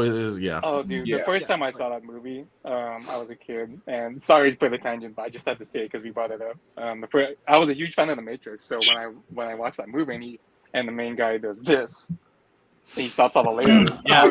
I was in my seat. I was like, "Oh my god, that's so cool!" And then, It's still cool. and then he did the power thing through the Gotengo, and I was just like, "This is the greatest movie ever made." And I still think that. No, but But it's a pretty darn but the good one. Gotengo is at the top of my list for vehicles. Okay. Number 2 is the Super X3. Because I've been gushing about it the whole stream, so we already know why. My third choice is actually the Rocket from '65, just because. Oh, The P1. Okay. Oh, the That's P1. P1, yeah. Yeah, I forget its name. P1 but rocket. That's I just really love how it's this gateway into space, which we don't really ever go back to later on, right? I don't think so. No, not we really. don't. Mogira kind I of goes out in can't space think to of- fight Space Godzilla. So but that's, yeah, sort of. that's about Yeah. it. Yeah, I just always loved that whole thing, and it's where Godzilla does the dance, the victory pose, and then they dump them there and just say, "Hey, see ya." Later. I I always like thought that was a yeah. sad moment. It was. looked breathing on this planet, I guess. When they're looking at the rocket leave, and it's Yeah, It's like that made me leaving your sad as a kid kid. the doctors or something. They just got totally evicted from Earth, man. Oh man, yeah, But that's why I like that moment a lot, or that vehicle. I mean, fourth choice is actually the. Does it have an official name? The Rodan Airbike from '93. I've never bothered to look it up, but I always really like that. You mean the Pteranodon? The Pteranodon robot? Yeah. Not the I think Rodan, might add, Yeah. but yeah. No, you're fine. I think it's just traditionally called Pteranodon robot or. Yeah, I don't think it doesn't have an official name. Yeah, I don't think. yeah. Yeah, It's I a don't good think. I don't- non-copyright name. Yeah, I was gonna say, we can't copy. That's why there aren't any toys of it. We can't copyright it. Come on, Toho. Yeah, but no, I just always really liked that thing as a kid, just because, like you were saying earlier, how cool would it be just to be on that thing? I'd never come down. I'd never come down either. And then number 5, I actually really liked the idea of the USS Argo from 2019, because it reminds me a lot of the Hanna-Barbera cartoon and the animated '98 cartoon. The way they all sort of get in a thing to follow Godzilla around Earth and watch him kick butt. So if it was in a more critically accepted movie, I think more people would be fond of it. I actually want to change my answer from that electric tower, since that was kind of a cop-out answer. The Satsuma subs from GMK, as I was mentioning earlier. Oh yeah, with the It's drill another- rockets and stuff on it. Yeah, Another that thing is- effective, like oddly effective weapon. It's for just a drill. little sub with a little rocket on it. Yeah, Yeah. I mean, it has to be delivered through admittedly unorthodox means, but hey, it does work eventually. Yeah. You know.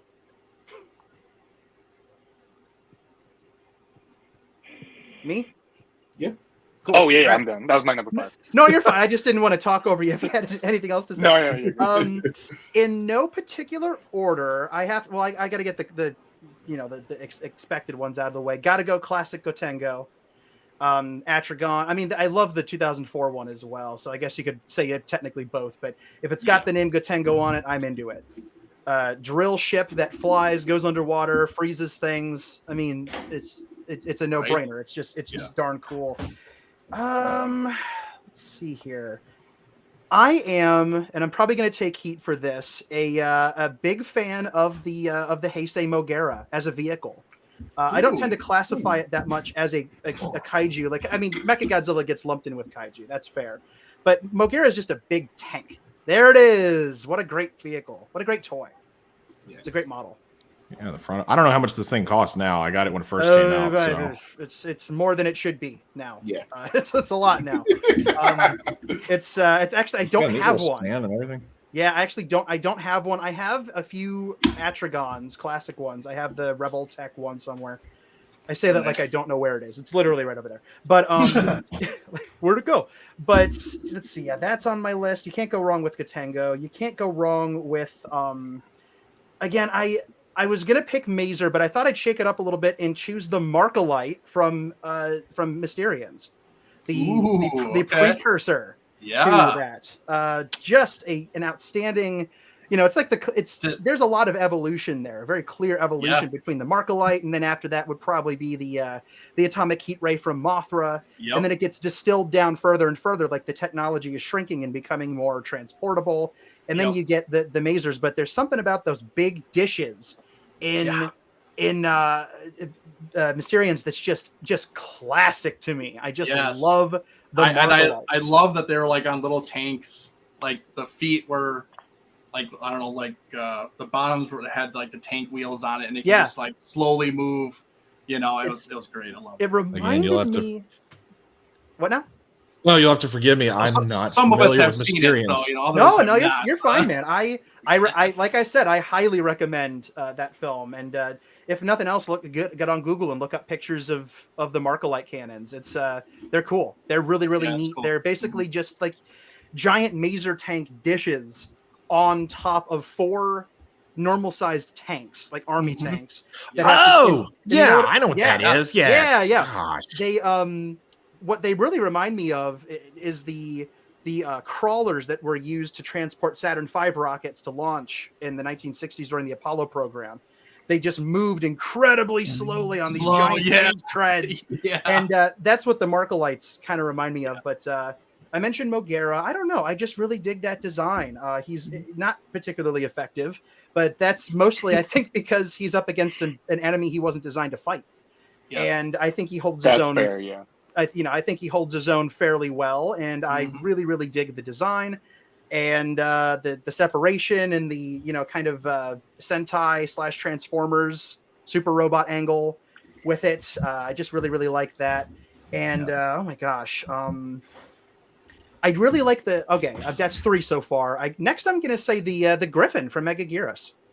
And the reason I picked that is because it has that entire movie to me has an Ultraman vibe with the team. There it is. The team that is they all have their specialized fields of study. There's the leader, there's the people who study the biology, they're the weapons experts, and they have their HQ that's kind of secret. And then they have their vehicle, like just like an Ultraman. So that movie is very Ultraman to me.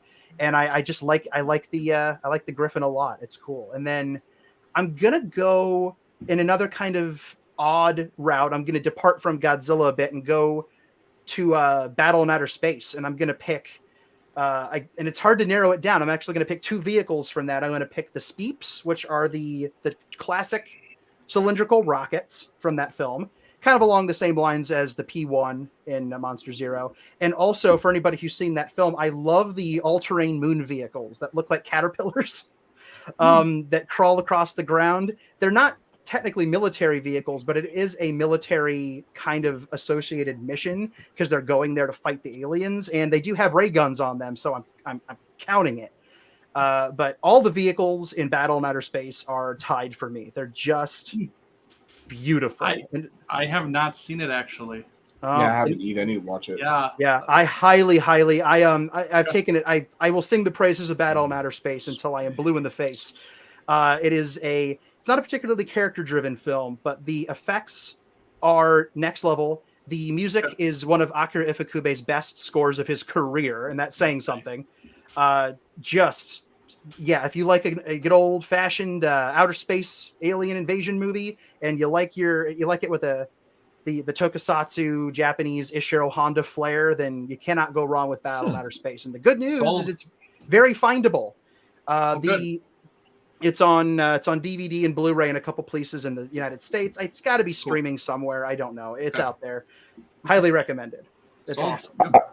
I think Arrow Video released it as a part of a 2-pack movie as well. I highly recommend Battle Outer Space. I really enjoyed it as well. And there was a really nice eye candy in it as well. So yeah. Nothing wrong with that. No, I'm convinced. All right, Alex. I just looked it up. It's on Amazon Prime Video. Oh, is it? Okay, good. Ooh, I have that. Good. Yeah. It might be the dub on Amazon Prime. It doesn't matter as long as you see the movie. It's good. Oh, yeah. Okay. I'm watching it tonight then. Do it. Highly recommended. Nice. All right, Alex. It's going to be kind of tough me come up with 5. Do the best you can, Alex. I'll say definitely the Mazer candies. I just thought as a kid and even still now, little satellite dish, electric beam gun. Just I always thought that was pretty cool. I don't really want to recycle answer, but I'll put Garuda up there. I do like the pteranodon or pterodactyl little, flying thing that y'all talked about already. Man, I had a couple other ones. Oh yeah, okay. I'll pick the Heave from Godzilla vs. Kong. I know it's not military, yeah. but Apex is like privately owned. Okay. Just the fact that, it does have like a little firepower, obviously saving Kong the million times he got saved in that movie. But yeah, the power that it has to even revive Kong so he can help G. I believe that's 4, and then 5. Okay, I'm gonna throw a side note. I don't think it's gonna really count, but I'm gonna show a little Trim Masters love. Mecha King Ghidorah is featured on his card. He's obviously in the movie, but we don't actually see it happen. I don't even know if that's just a Trim Masters thing, but the metal part of Ghidorah is referred to as Hiru, and it mentions that he can detach and be like a ship while like the other 2 heads of Ghidorah body would still be functional. But I know that's not actually featured in a movie, but I think the concept of that's pretty cool. I'll just second that anime. I forgot what you said. It was like a Falcon or The Vulture. the little Gundam Vulture. thing y'all were talking about in the anime. Yeah. I thought that was pretty cool. Jet Jaguar? Yes, Jet Jaguar. Jet Jaguar. Jaguar. That's awesome. May not be military, but All right, Adrian, what you got? So my answers are pretty basic. I won't go in a particular order, but of course, Super X won, even though that failed miserably. But he did put Godzilla to sleep for a little bit. That's a little bit of credit, I guess. Super X2, because of course the fire mirror is probably one of the most coolest things in any Godzilla movie ever. That fire mirror was super awesome, even though that got melted, but whatever. It was cool. It was cool to see, honestly. Yeah. Super X3, because we already talked about it. I don't think I need to elaborate on that anymore. I don't want to get sad again. I'm good. Be right back, guys. Number 4, I think this one kind of is gonna, and I'm actually changing my answer. I have something else, but it's kind of gonna go off of. I'm not sure if this is gonna count as a vehicle necessarily, but I'm gonna go with the Black Hole Gun. Actually, I really like that. I don't know if that really counts as a vehicle, Kinda, but the concept of that's pretty awesome. It's a weapon. It's a weapon. it's a big satellite, so it's kind of a It's- you have to pilot technically it, sort of. Yeah, it's still technically piloted, just not from within. It's controlled, but there's still somebody who's operating it. So it counts. It's good. Barely, but I'm tossing it in there. And of course, Major Tanks, because Major Tanks are awesome. It's kind of I'm tired of Major Tanks and the tanks the tanks that you brought up earlier, Danny. That froze the aggregate destroyers. I like those tanks too. So those 2 are tied for number 5. All right. Let's see. I'll go with number 5 with the Super X1. Because, like you said, he put up a decent fight, against Godzilla. Did put him to sleep, but ultimately got crushed by a building. When it ran out of his Camion missiles, yes. It's a living. Number 4, I'm going to go with Gotengo, the original. I absolutely love that ship. It's so great, and it's such a fun film. I love that film. It's so great, so I had to put him in there. 3, I'm gonna go with Moonlight SY3. Like I kind of wish that they kind of did more with it. I wish they could have fought a little bit more and shown what it has for gadgets. There's more than just their 2 little missiles that they shot. There has to be more, but I kind of wish they got to kind of showcase that a lot more. But whatever. And then I'm gonna go obviously with the Major Tanks. That is just the staple of like the military in the Showa era. Like it really is like that is the most well known weapon that they had. And then number 1 is my boy Super X2. I love Super X2. It is my favorite vehicle of all time. Maybe because a little bit biased because 89 is one of my favorite films of all time, and nothing wrong with that. that is a big that is a big reason why. And I love the fire mirror. I think that was so cool to try to reflect Godzilla's breath, with 1,000 times stronger and stuff like that. So that was really cool. It's just Godzilla's breath was even stronger than synthetic diamond. So, but yeah, that's my top 5. I just looked it up because I was curious. There aren't as many Maser tanks in the Showa era as I thought. It's only in 3 films. It's in War of the Gargantras, where it's first featured, Gigan, and Megalon. That's it. Yeah, just I those thought 3. it was I'm. But it's the one that you think of the most. Yeah, exactly. It just has a very iconic look. Crazy, so it's unique and different. It's just like that thing, cool. you see that silhouette and you instantly know it puts you in this space. There's a reason why they're not actually Masers, but like little Maser tributes show up in the Attack of the Clones and the Clone Wars TV show, because George Lucas is a big Toho fan, and so's Dave Filoni, who was in control of the Clone Wars. So they're in the Zillo Beast episode of the Clone Wars, which is all about Godzilla. That's a complete Godzilla tribute from top to bottom. And there's a scene where they get these weapons and they have the discs at the end and the tank and they shoot the beams. It's straight up, and you see that. And if you know, then it's one of those.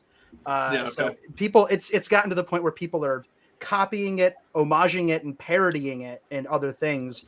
At that point, it doesn't matter if it's only been 3 movies back in the day. I mean, obviously, it's been in a lot more. Variations were in every Heisei movie. They had a lot of use in the Kiryu Saga, but when that's some iconographic stuff. I mean, that is a silhouette and a weapon that is some people who haven't even seen those movies will know what that is, and that's cool. Yeah. Guys, Michael just posted something perfect in our group. Okay. If you can pull it up and share it at some point. Okay, I'll I don't know. Should I be worried?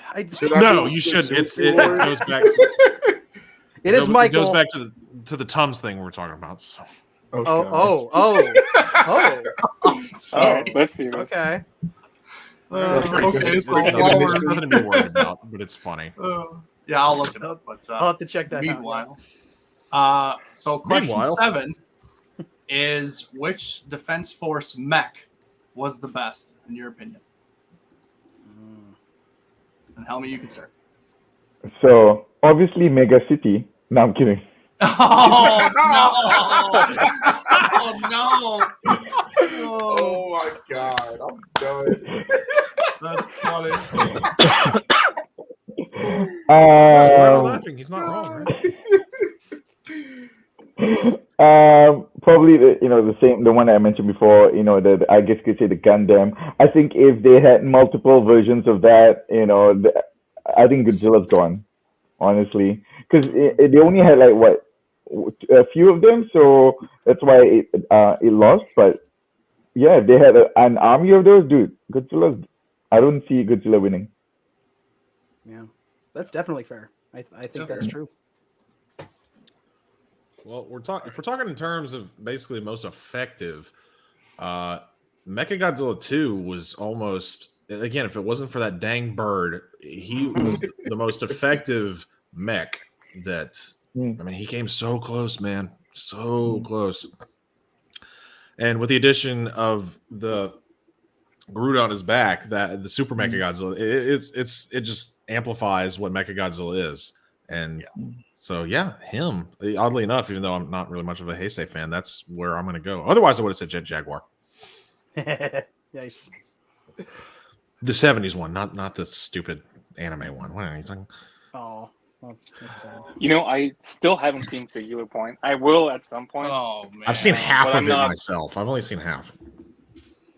Yeah, I'm I'm But not guys, quite sold on it yet to the point where I'm like, oh, I need to go watch that. It's probably already been like a year since it came out, right? I don't even. Yeah. I have no It's idea. been over a year now. Yeah. Oh, dang. over a year. Wow. It started Yes. premiering in Japan and an episode at a time last spring, so it has been a minute. And now it's not been a year, or it's close to a year since it dropped on Netflix outside Japan. Yeah, I think it was like July Okay. that it dropped on yeah, the States here.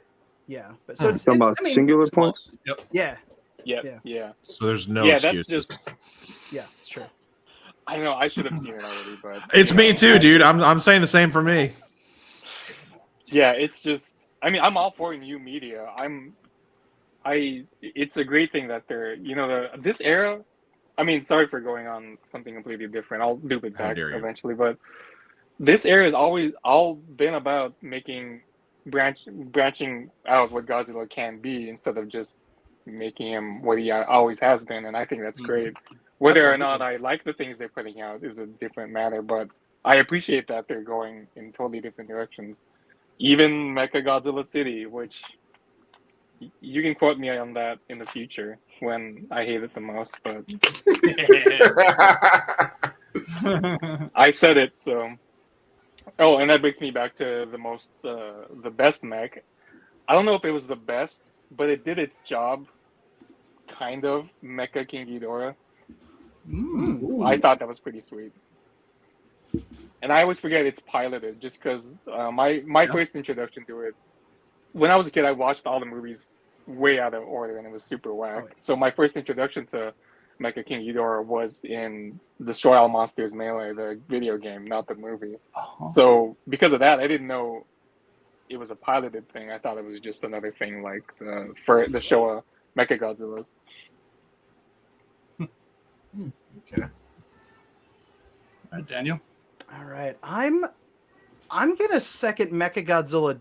Heisei Mechagodzilla, because again, it is really a lot more vehicle than monster. It's a big tank basically. Yep. And on its own, it does fine. Combined with Garuda, that thing it gets to the point where they have planned this out so well, aside from the whole egg luring thing going wonky, because you have to set the final battle. You can't set the final battle on an island. It's got to be in a city. So that, Yeah. all that said, they rolled with it, and they darn near did it. They literally paralyzed him. I mean, they destroyed his ability to control his lower body functions, and they just kind of they left him more vulnerable, because I mean, the Heisei Godzilla is himself just a tank. It's this huge animal that's unstoppable. It's basically a super weapon, but it's this huge giant animal that cannot be. I mean, I don't have to explain what Godzilla is. He can't be stopped by normal stuff. No, please do. Go on. So anyway, in 1954, there was this cool thing. Anyway, just in case you didn't know who Godzilla was. So I know we got to go back farther. In 1933, there was this movie called King Kong, and this guy named Who?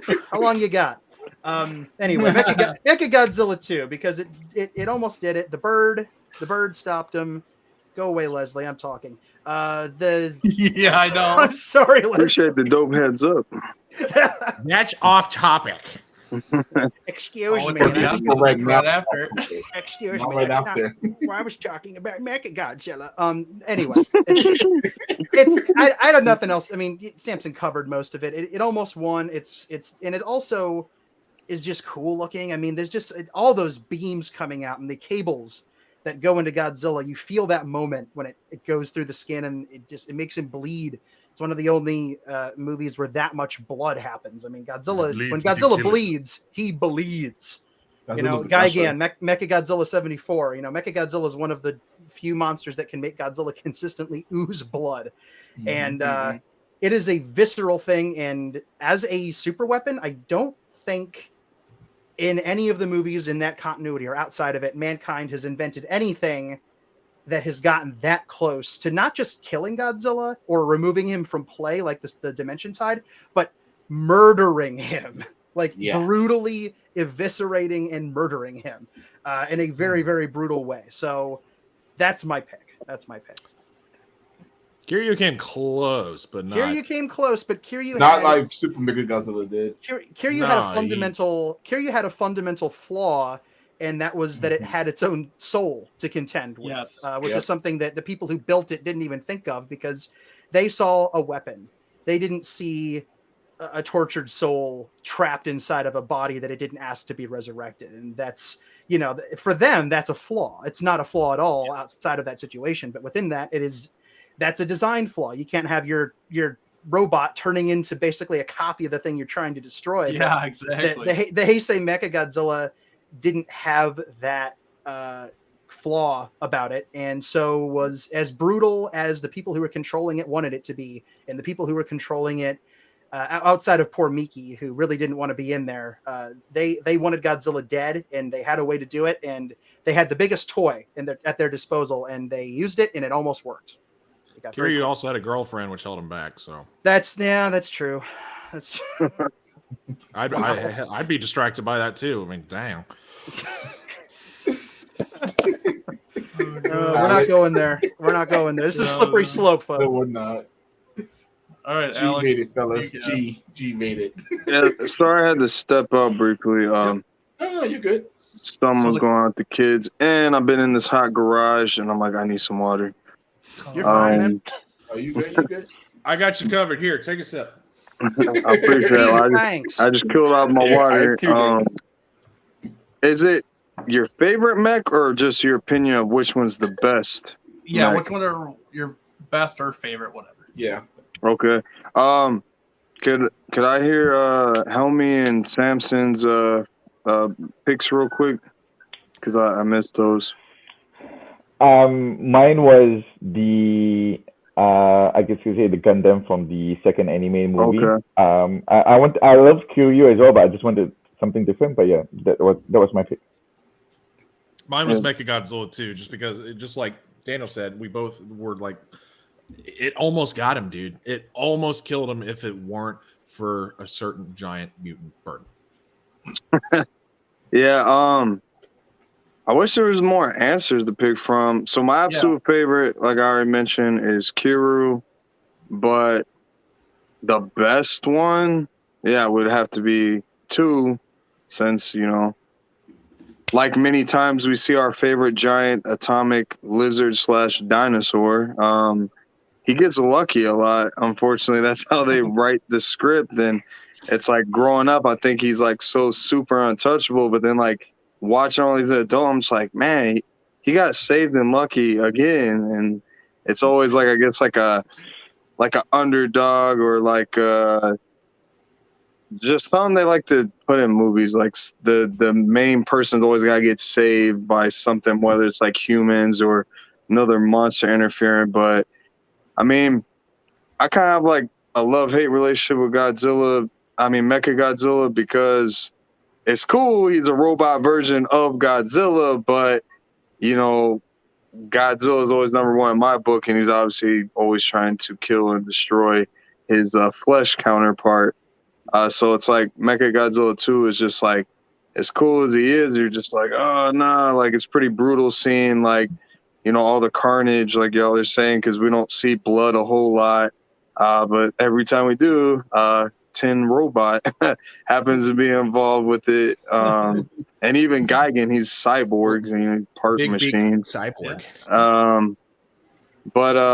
Yeah, I mean, if it wasn't for Rodan saving, he'd be done for.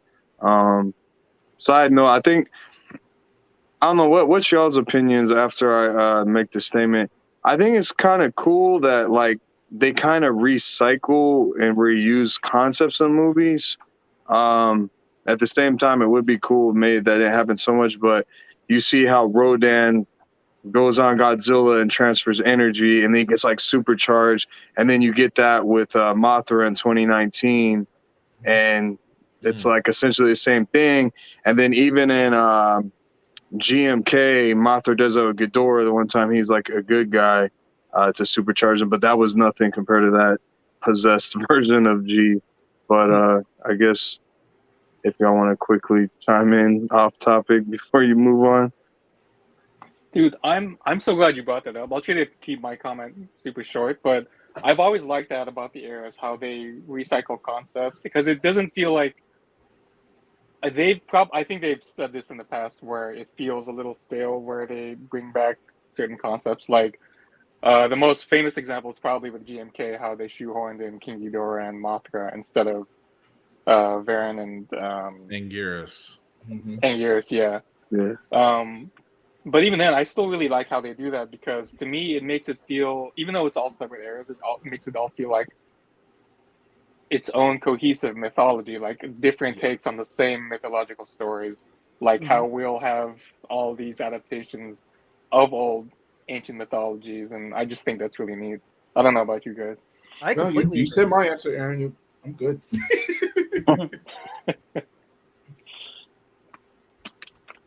I agree. Just yeah, it's really neat because it's like you'll see something from an old Godzilla movie. What the? Sorry, child in the house. You'll see something from an old Godzilla movie. And then later on down the line, you'll see it in a newer one and be like, "Oh, look, it's the thing like in the original." Yeah. So, yeah, recycled stuff is not really something I frown upon. It's neat. To see I don't it even think I don't even think about it. You know, it's I notice it, but it doesn't.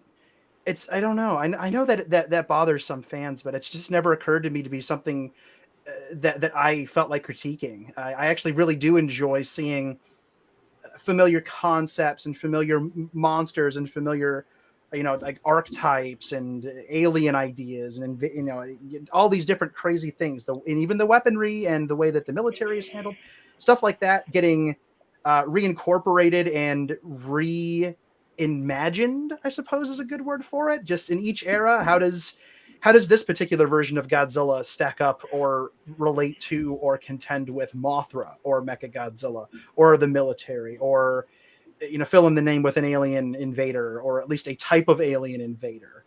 One of the things that I think the anime trilogy actually did exceptionally well was re-envision the Exilians and the Black Hole Simians as these very, very interesting different characters. They took the interest in King Ghidorah and turned it into this cult-like veneration for the Exif.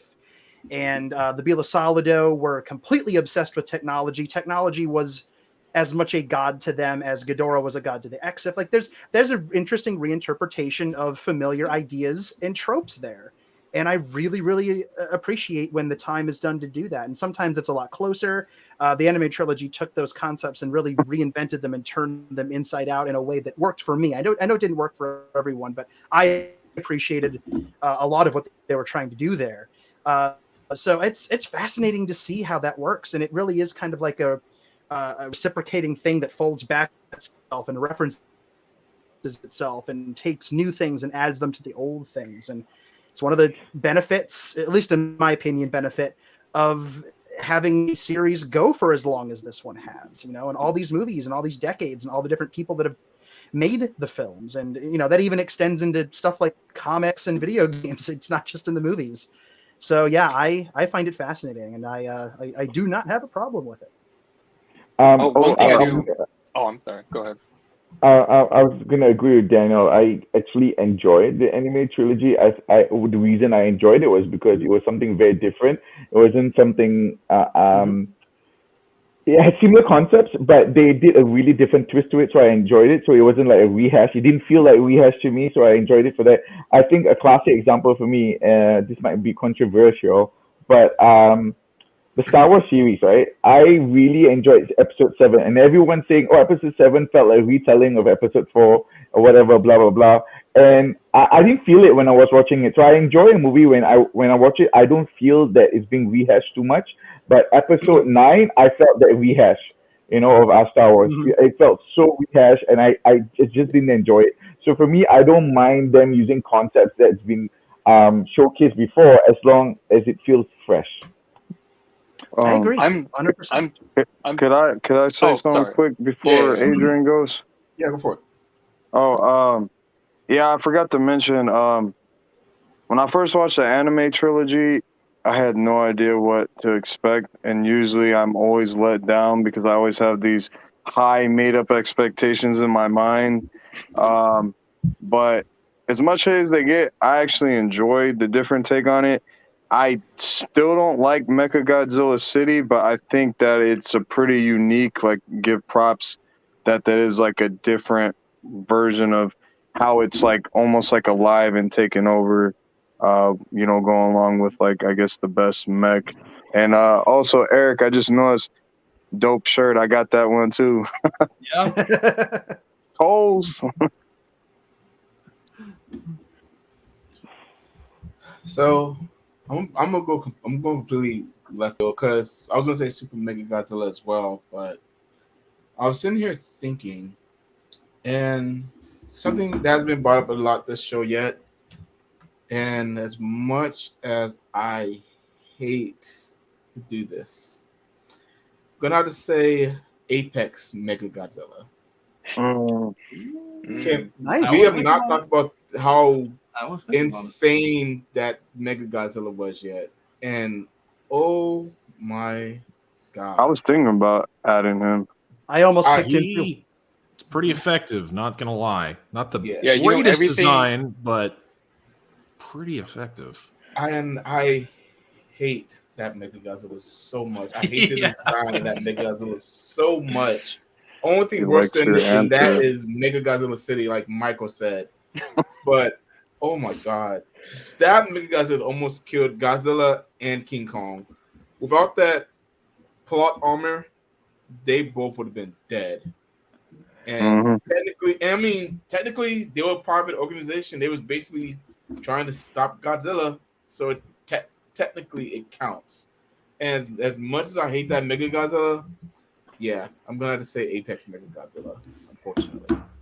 I just want to quickly say, I was going to say the same, but because, like you say, it was a private organization as opposed to the military. That's why I didn't choose Apex Very true. Godzilla. But I get you.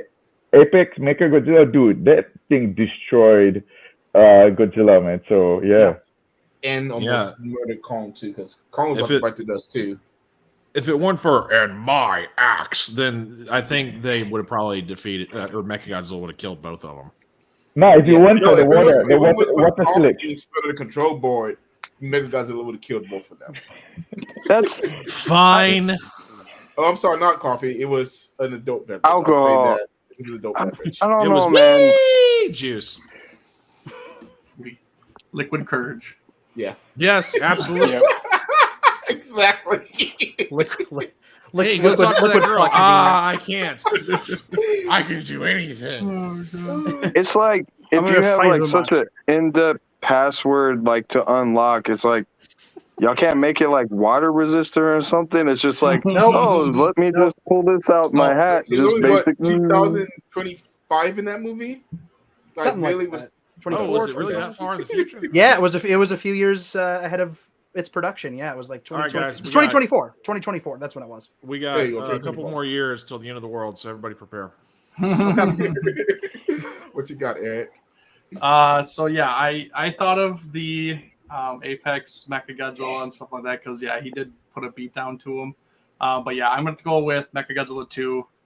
Just like a lot of you have said, that was the most effective mech that I think G-Force put out. And it, like you said, it did almost do the job. It was very, very close. And just the firepower alone that Mechagodzilla had, like, it was crazy. And even, like, not even the firepower, but, like, the coating that he had on his armor, like, just absorbed Godzilla's atomic breath and then just repulsed it back at him. I mean, Yeah, it was and basically it knocked him down every single time. So it was basically supposed to be like the oh my god. I don't know Rex. about y'all, but you The are X2 going man. Mechagodzilla right now with the speech. It's getting robotic, is what I meant. The connection. Oh, it's supposed to be like the fire mirror, Eric. That's what I was yeah, trying to say. Yeah, exactly. But and yeah, it was super effective, and it was even more effective than Super X2 was. So Yep. like that, I mean, I think that alone could have actually taken him out too, because Godzilla had no way of penetrating his armor in any way. So, but yeah, so that's my answer. All right. Question 8. If you could pick one military vehicle or weapon to bring back and be revamped, what would it be? The black hole, mini black hole weapon that just because like I love the concept, but the design sucks balls, man. That like it's just butt ugly design. So redesign it, make it look really cool, like the Mazer Cannon or something like that. But I love the concept of the mini black hole gun. Sure. Okay. Samson? Well, we've been saying it over and over again, but I guess I'm not going to use it this time because it actually has been revamped in like every era. The Mazer Tank is great, but that's kind of been almost done to death. It would be neat to have like a modernized version, maybe in the MonsterVerse, just so that it could, since it's such an iconic thing, it would have been cool to see it in the MonsterVerse as like a little Easter egg. This is going to be kind of like random as albeit, but the huge electricity discs from Hedra versus Godzilla versus Hedra. The electrodes. That's a cool idea. Okay. The big, okay. Something like that. Just like a giant panel that shoots electricity at a monster. That'd be cool. That'd be cool. I keep saying that Hedorah, to me, if they're gonna throw the cash down to license another Toho monster, Hedorah would lend itself well to CG. I think as you know, as much as I love seeing those monsters physically on set in suits, that's always going to be my preference. Yeah. There's like having such a liquid, malleable creature brought to life with that kind of technology could be an interesting interpretation of the character. And if you're going to do that, you know, bring back the like think about the possibilities of how much more shapeshifty it could be. And I was going to say, I was like the animation from him morphing from one version to the other would be so awesome. If they do that, I mean, this is, you know, pie in the sky, but I mean, I feel like if he were to ever be a contender for the Western reboot treatment in the MonsterVerse or any other kind of project, bring back the electrodes. You know, they bring them back, revamp them, do something interesting with them, and have a variation of that be part of the plot. It could work, and even if not Hedorah, just have those big things there. I mean, they're cool. They're cool. Yeah, cool. We were just talking about this last night, weren't we, Adrian? Yeah, we were. All right, Aaron, what you got? Man, that got me thinking. I was gonna go with the boring bring back the Super X in the MonsterVerse, but now if we're gonna do something cool, maybe oh shoot. You know what? I just lost my train of thought. It was it was oh man. You want us to come back to one. It was connected. Yeah, let's go back to me. Get back to me because okay. We'll skip you. I'll give you a minute to. Yeah. Donald, did you have anything else to add? Or Daniel, sorry. Not Donald. Say Donald. I was looking for a Donald. Sorry. I am confident there is nobody named Donald on this stream. Is it the dude? There's nobody underneath me, so I don't think Donald's here. It's the invisible man beneath you, Samson. Yeah, hey, Donald. Hey, Donald, what's up, man? It's my turn, Donald. I'm looking in the wrong direction. It's my turn, Donald. Yeah. Hey, you, Donald. Come on. Hey! Hey, Donald, what's up? My answer, I'm going back to Mogera, simply because I feel like that character, I love the way that it was reinterpreted in the 90s because Kawakita-san was super into his robots and he loved the Mysterians. But if you look at the original Showa Mysterians version of Mogera and then the G-Force Mogera from the Heisei series, you can tell they're the same character, but the differences between the two are massive. And what could they do with that basic silhouette, kind of a humanoid look almost, but very bulky, very blocky, and with the same eyes, the kind of like almond shaped eyes and the drill nose. Like, what could you do with those basic concepts with a different silhouette and a different idea behind it? Because one was basically an alien drill war machine, and then the other was an anti-Godzilla tank. Yes, thank you. I think if they were to reinterpret it as something else entirely, or go the same, people built it to stop another monster route. If they were to do it in the MonsterVerse, if they were to do it in a video game, maybe a future Toho movie, and they were to basically take the aesthetics behind it and reinterpret them just like Kawakita did with the Space Godzilla version, what could you end up with just those basic ideas carried over? The whole kind of tank thing carries over. Burrowing is also another thing because Mogera does burrow. and there's a space connection because the original was a space machine, and then the second one goes into space. So if you were to take those ideas and keep some of the basic physical attributes, what could you do? I'd love to see somebody tackle it. Dude, I'm so glad you said that, because I remembered what I was gonna say, and that's exactly what I was gonna say. Is bring No back way. Megara. Yeah, no, I'm not just saying that. 'Cause, oh, dude, because I forgot earlier, because you got me all excited about imagining a modern Smoggy, and I was like, oh man, that is so cool. What was I gonna say? But So you were gonna say a new version of Mogera. That's awesome. yeah. Did you have any specific ideas for how you do it, or just like another take that you think would be cool? I always thought the combining feature was really cool. If they could work that into the MonsterVerse somehow, because they have, I was gonna say they have sort of the some ingredients they could play with, like a huge mech has already been introduced, Mechagodzilla. There's the Heaves. They could probably work that technology into that somehow. But the reason I wanted to bring him back was just because most people's idea of him in their heads is just from the '94 movie, where he kind of just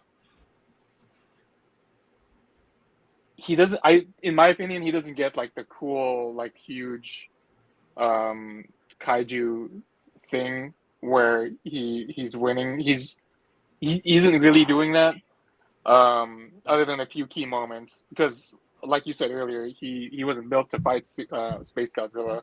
So when he does, it just goes terribly almost all the time. If they brought him back and made him just a cooler version of what they had before, I just think that'd be super neat, and it would really boost his what's the phrase, for lack of better phrasing, his approval rating with a lot of the kaiju community, I think. And you think a new interpretation of the character might elevate him a little bit, and kind of maybe raise him up a tier on people's favorites lists? Yeah, absolutely. Yeah, that's fair. Everyone says they like him, and I believe them. Everyone likes Mogera, but no one. I rarely ever hear someone say, "Yeah, Mogera is my favorite," or "I really want Mogera for the MonsterVerse." You know what I mean? It's always someone like Biolante or Smoggy, or just, one of the more, or Gigan maybe. So.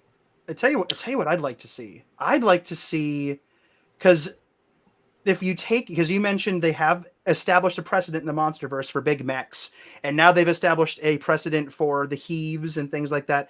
And the other precedent that they've set is they need a way to effectively burrow down into the Hollow Earth. That's right. Something that can defend itself from the Warbats and the other big critters down there. Why not have a fleet of small Mogeras that can burrow in and out of the imagine that. Imagine a Monarch owned and operated fleet, or maybe Apex becomes like the new CEO isn't such a jerk, and he's working with them, and they have a fleet of like Mogera or Mogera type drilling machines that deliver material from the Hollow Earth up, and then obviously personnel and material back down, and they can defend themselves and fight other monsters because they have a monster like visage and powers that they can use to fight the other monsters. That could be cool. Yeah, that'd be so sick. That concept really cool. Yeah. Hey Eric, you're a big Parababy collector like me. Do you have the Mogera, the 50s Mogera Parababy? No. I was going to ask. Do you know what's the extra piece that comes with that? Is it the big fan thing? Or is it something? Do you know? I don't know what. No, it's I believe it's like it's one of the tanks. I could look at Club Tokyo, I suppose. Yeah, I think it's like one of the tanks or something like that. I don't want to think about all the hours I've lost in my life to looking at Club Tokyo. No kidding. Now that it's back, it's. But anyway, that's off topic. I was just curious if you what it was, but we were talking about Mogera, so it's kind of not off topic. What'd you got, Alex? I guess it was maybe me that was having connection problem because I went out. What is the exact question? Which mech do we want to come back in future movies? So if you could pick one military vehicle or weapon to bring back to be revamped, what would it be? Oh, okay. So, all right. I don't know. I probably would go with Garuda, but I'd honestly kind of rather just see like something brand new, something pretty innovative. On the Mogira talk, I've never really liked Mogira. I guess it's just aesthetically, I don't like what it looks like. So if they did make it look like a lot cooler on top of what like the CGI, I think Aaron's point of it being more of a fan favorite if they did it like the right justice. But I mean, if not Mogira, since he's like kaiju-esque, I mean, shoot, any robots pretty much are lumped in there. But like actual like just piloted machine, I'd say Garuda, or just come up with something like completely new and different. Okay. Yeah. Nice. Well, Adrian? I'm gonna go ahead and be basic. I want Super X to come back. Really? And specifically Super X2 to come back. Because the concept for Super X2 was so cool to me. And not only really have a fire mirror, but maybe something that just reflects all enemy attacks off of it somehow. I think a new Super X2 would be kind of cool to see.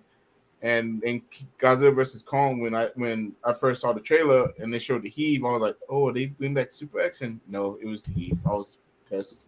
So I want to see a revamped Super X2 to come back. Okay. I'm gonna go. So I'm gonna go with the original Gotengo. I want to see an updated Gotengo. So they kind of touched on like the whole main ship with the Argo and the legendary era, where it's just some vehicle they can all kind of congregate to and stuff like that, and kind of run their operation out of and stuff like that. But basically beef it up where it can actually take on some of these kaiju and actually, take them out or subdue them or whatever, or like you guys were talking about, drilling down to the hollow earth. That'd be awesome. Make That's something like amazing that where it can concept. actually I like go that. down and up whenever it wants, kind of thing, and it can, do all the stuff that, they want it to do, and, but they can use it as a base also. So I think like a revamped Gotengo, flying submarine ship would be kind of cool to see. Yeah, it would be. Ooh, combine Gotengo with Mogira. I've imagined that too. I always thought that was a cool idea. The Motango. We already have one little Like- Gotengo. I always thought it would be really neat if, say that the Heisei series were to have continued. I think the Gotengo might have realistically been the next thing G-Force would have tried.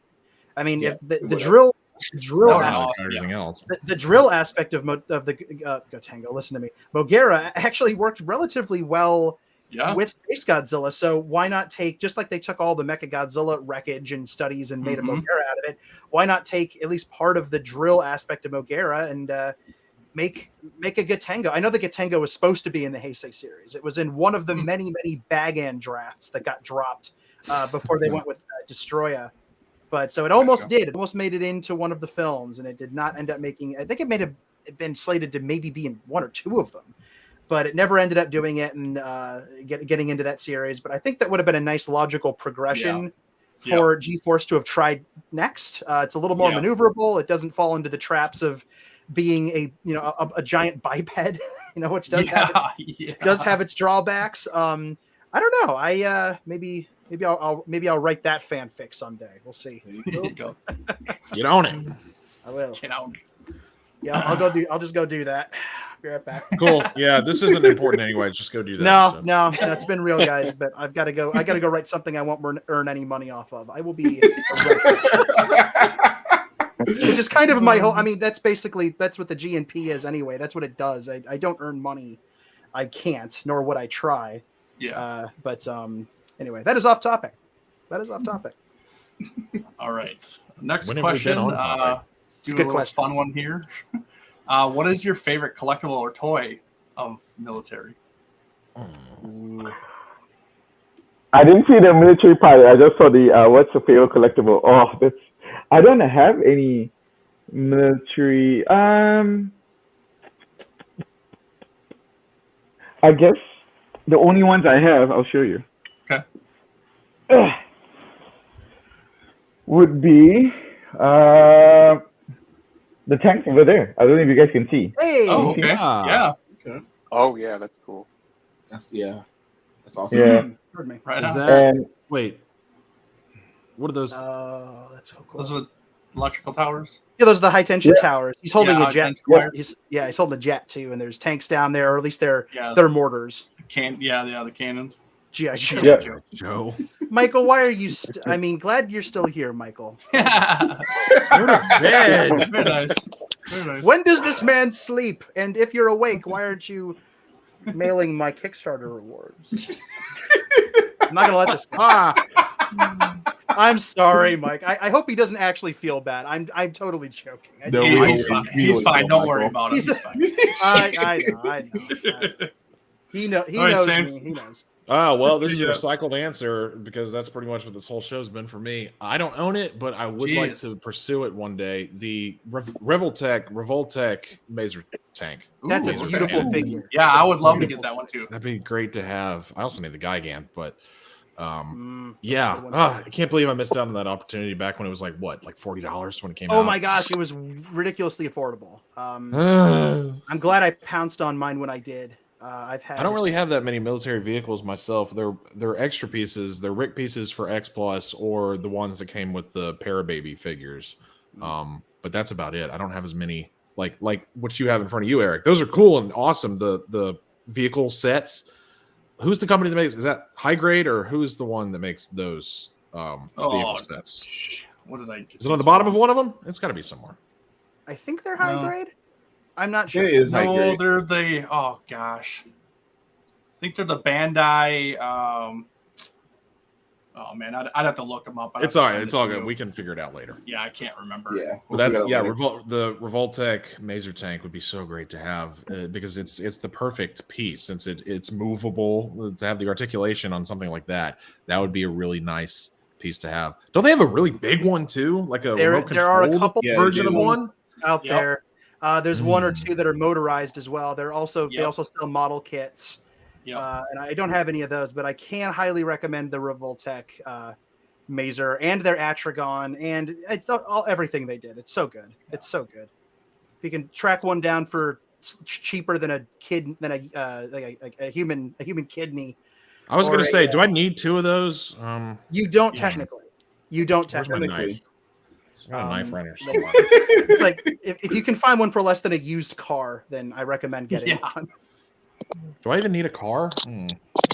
Revoltech transportation. I mean, which one's going to cost you more in the long run? It's going to be the car. right? Vehicle for a vehicle. Come on, man. I mean, yeah. The other one's a little harder to fit into, but the gas prices are not insane.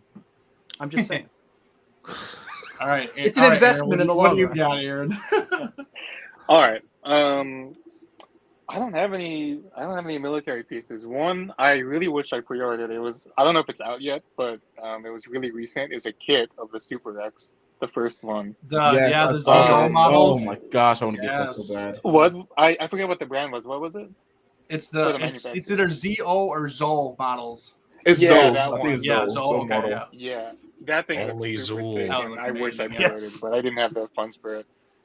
Oh man, that thing it's perfect. I like it even more than the Super X that's coming with the reissue, the Xbox reissue. Oh, yeah. 84. Forget yeah. that Super Yeah, X. yeah. Basically, that one is like this size. Yeah, yeah. I want the big beef, but couldn't Yep. afford it. Big piece. All right, Daniel. All right. I actually have quite a few military vehicles in my collection. Nice. There are a lot of them are very small. Show off. I mentioned. I know. I'm sorry. I mentioned the Revoltech. I have the Gotengo, and I have every one of the Revoltech Tokusatsu releases in general. So I do have all their vehicles. I have all the little mini vehicles that came with SH Monster Arts figures and a couple of Gashapons, things like that. I walked into my collection room earlier and I looked around and I thought, man, I need to pick just one, and I don't know how. Like, do I pick the Noriyoshi Orai Monster Arts transforming Mechagodzilla because that one's cool? I mean, I going crazy, and then I realized I have to think outside the box here. So I have my pick at the table. This is not Godzilla, and it's not even. I mean, it's technically military, but not really. But I couldn't not pick this. My giant Mighty Jack. There we go. What is that now? This is the Mighty Jack from the Tsuburaya, the eponymously titled Tsuburaya TV show of the same name. It is a peacekeeping flying warship, and the series itself is right. Yeah, it's a very interesting series. It's not available in the United States yet, unfortunately, but it was made in 1967. Around the same time they were wrapping up production on Ultra 7. And this series is pretty unknown outside of Japan, but it's pretty beloved in Japan. Hideaki Anno loves it to death because, of course, he does. And it does have a bit of a legacy because if you look, the logo for the MJ is the Tsuburaya Productions company logo. That's where they got it. They got it from this show, from this mech. It does have guns, so it does shoot. And it's just this big flying warship. It was based on a concept that was kind of a spin-off of Atragon, written by Shinichi Sekizawa for Toho, that never took off. No pun intended. But the concept ultimately ended up at Tsuburaya. The show is about this. There's an evil organization. It's kind of like James Bond with a flying submarine. A lot of espionage, a lot of familiar Toho faces. And it's a very, very fun show. There's no kaiju in it, but there is a sequel series called Fight Mighty Jack that runs shorter, 13 episodes, and it does have kaiju in it. But this is just such an impressively huge piece. It's a model kit, and I actually got this at Summer Wonderfest in Tokyo in 2016. That's awesome. That is a great piece. It's cool. I've never heard of that before. I recommend it. I think there are a few episodes of the show on YouTube, not officially, but they are there. There's nowhere to watch it legally in the United States, unfortunately. But if you look, you'll find it. It's a fun show, and the weapon itself, the vehicle itself, is pretty iconic in Japan as far as tokusatsu vehicles go. I mentioned Hideaki Anno earlier. He doesn't just love it. He actually helped finance the restoration of the original prop for a museum tour almost a decade or so ago. He helped find the original Mighty Jack prop, and then basically took it on tour and put it in a museum. And he helped kind of restore it and save it. It's a beautiful machine. It's got a lot of Thunderbirds. This is a very Jerry Anderson piece. It feels a lot like something out of Thunderbirds or one of the Super Marionation shows, which was intentional because Eiji Tsuburaya loved Jerry Anderson shows. So there's a lot of Thunderbirds in this, but I just love this piece. It was gonna use the word challenge to get back home from Tokyo. The gentleman I bought this from. Where did you put it? Well, you see, no. You ever heard of Christopher Walken? Anyway, so basically, I don't know if I have. Well, you don't know. You know who Christopher Walken? Okay, I'm gonna end up doing a bad Christopher Walken impression if I don't reel it in. So when I bought this from the gentleman in Japan and at Wonderfest, he was completely blown away that I bought this. It was very reasonably priced, and he couldn't believe I got it. And he's the guy who made it. He made it himself, and then he's like, "Oh my gosh, do you want this?" Ask, where did that come from? But it is a kit. I don't know who makes it. I don't know if it was something he just made himself, but it has decals on it and stuff like that. And it does light up. And the gun fell off, but it does. It has a couple of loose pieces because the glue came undone. His little turret fell off there, but it keeps falling off. It's fine. But it does have a light up feature and batteries and wheels on the bottom as well. Good. It's just really a beautiful piece. But when he gave it to me, he wrapped it up and put it inside of a padded cardboard box that was actually a VCR box that had been cut to form in a triangle to look like this, and then taped. Is mostly tape. And I ended up having to buy a second suitcase to get it home. Which is okay because I had to buy a second suitcase for all the stuff I bought anyway. This is just one thing I got. I went to Summer Wonderfest. This is not the only thing I left with. And I did end up having to get a second suitcase at a store in somewhere in the Ginza, and filled it up with all my cool stuff, padded it as best I could, and it survived the trip. I did lose, I think the satellite dish popped off, but I glued it back on and it was fine. But it's a standout piece in my collection. I just love it. It's not Godzilla, but I couldn't not pick it. I can see why. It's the vibrant colors on it, how big it is. Oh, yeah. And It's beautiful. Its uniqueness. Dude. It's yeah. Yeah. I'm really intrigued Also- by that piece. Thank you. And also how influential this thing must have been, because it immediately makes me think of later things like you were talking about how how Hideaki Anno loved it so much. It immediately makes me think of things of other things from Studio Gainax, like Gurren Lagann. Yeah. And this is from love And that. if you look carefully in the infamous Daikon 4 short that has references to everything in it, and I think it's also in the Daikon 3 short from Gainax, or what would eventually become Gainax, the Super X. Listen to me. The Mighty Jack does make at least one appearance in that somewhere. Again, it gets a nice glory shot as it's flying across the top of the screen and for one scene. But of course, there's so many cameos in the Daikon 4 reel that it's hard to see some of them. But the Mighty Jack, now that you know what it looks like, you won't miss it if you sit and watch the Daikon 4 short. And does anybody know what I'm talking about, or am I just rambling? No. Well, both. Is that but... Sorry. that's the crossover thing, right? Am I? Yes, set okay. to the ELO song. Yeah. As soon as we're off, I highly recommend that the first thing you do before you do anything else is get on YouTube and type in DAICON or KON. Either I'm drawing a blank, but Daikon 4, and just sit and watch it and prepare to have your brain explode. It's one of the coolest things ever. It was one of the first things that Hideaki Anno's team ever worked on back in the 80s. And it's got cameos from everything. They did not care about negotiating rights to anything. There are Star Wars characters in there. There are a lot of Godzilla characters in there. Just if you haven't seen it, I don't want to spoil it. Just watch it. It's cool, and it's online for free. So you are welcome. And this extends to the viewers too. Go watch the Daikon 4 short. It is transcendent. It is so cool. By the way, Eric, I looked it up on Club Tokyo. It's the Toho Machine Chronicles is what those are. There you go. Yes, that's what it is. Awesome. That's what it is. That's what it is. Nice. Bandai makes them. Yes. Cool.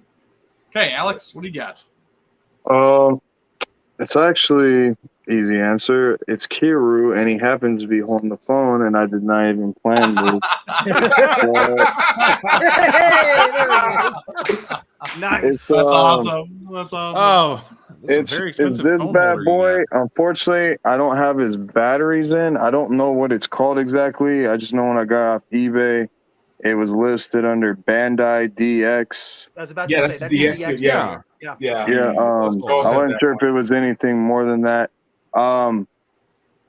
In case anyone's wondering, yeah, my name is Alex. My name on here looks different. My middle name's Dewan, and then collects because I collect, and I spell it like, Lex, like Alex.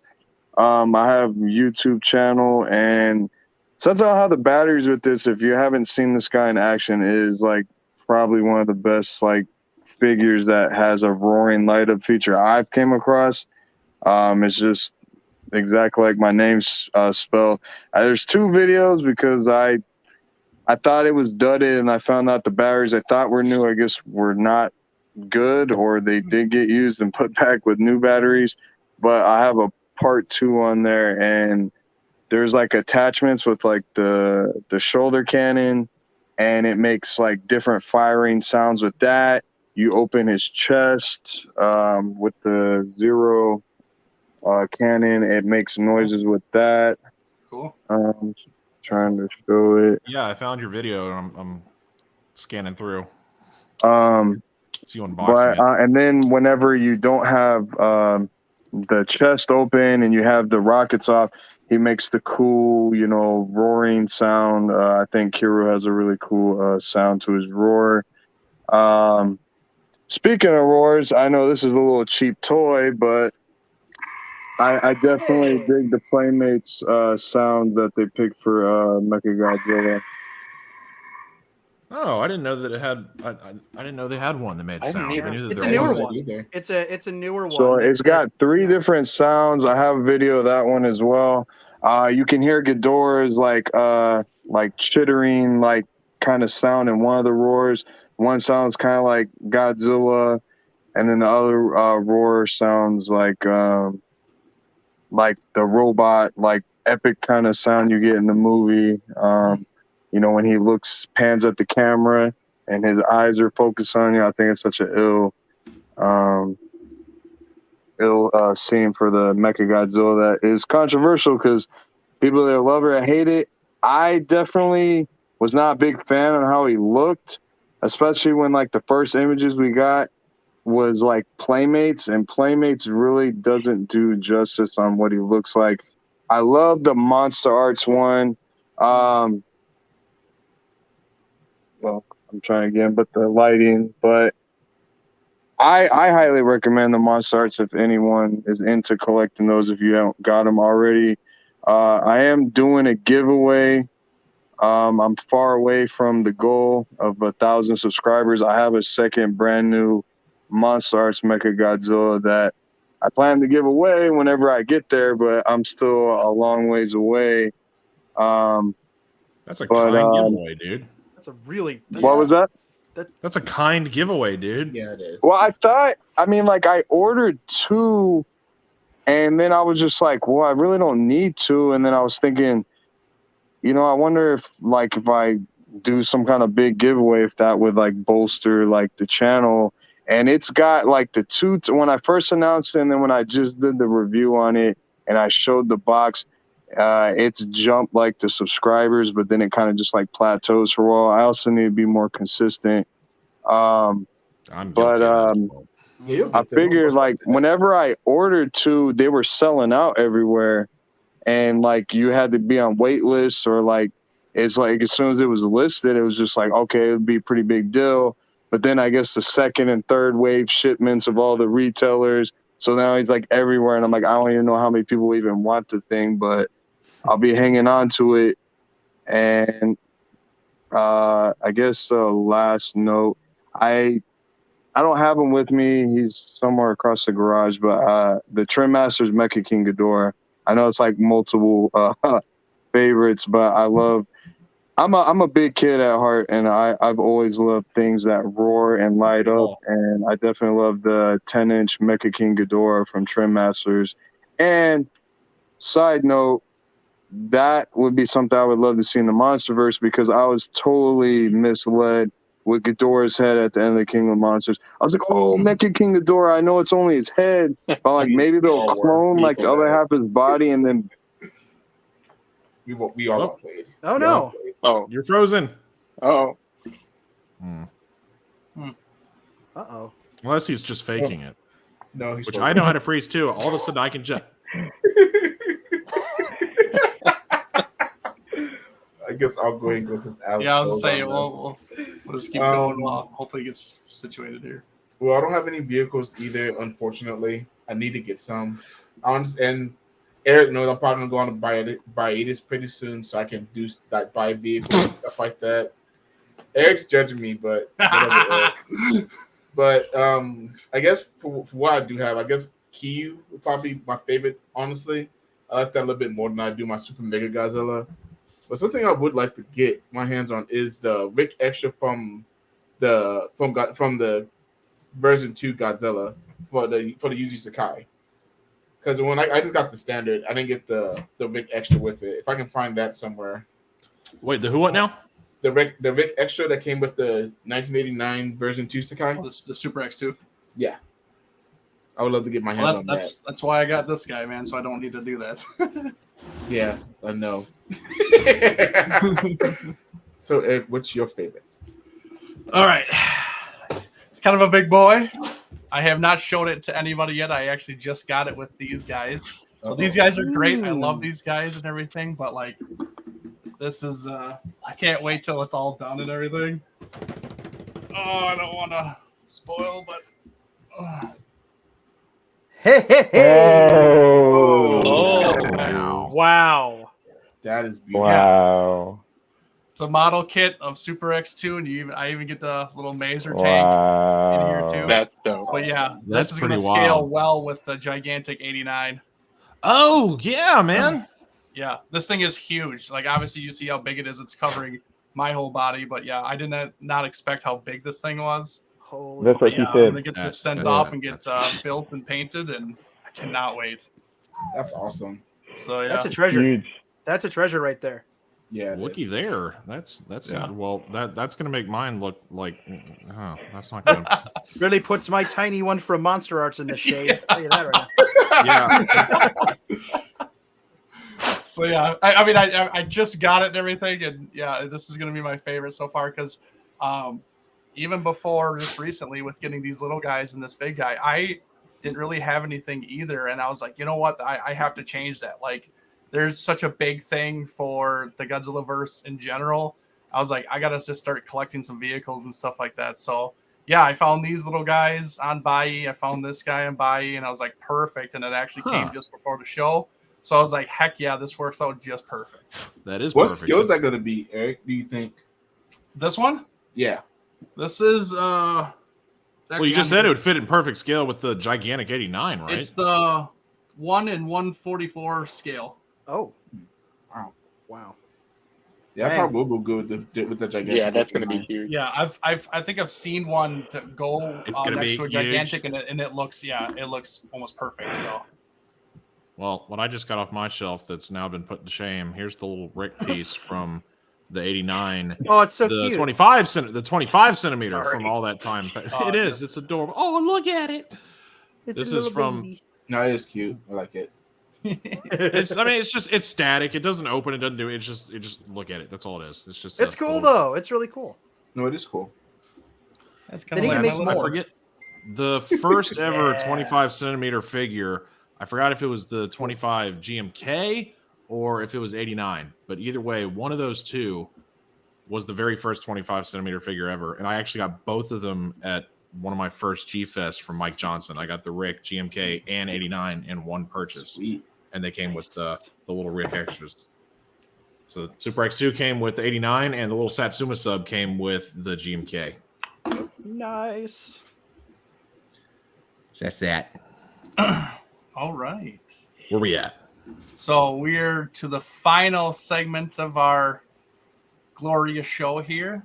It's one of my personal favorites. I kind of started One of doing mine it the too. last couple shows and stuff like that. It's the without further ado, it's the OMG moments. And for this show, it's the best Japanese defense. Oh my force god, I moments. forgot what my face was in this. And it's never changing either.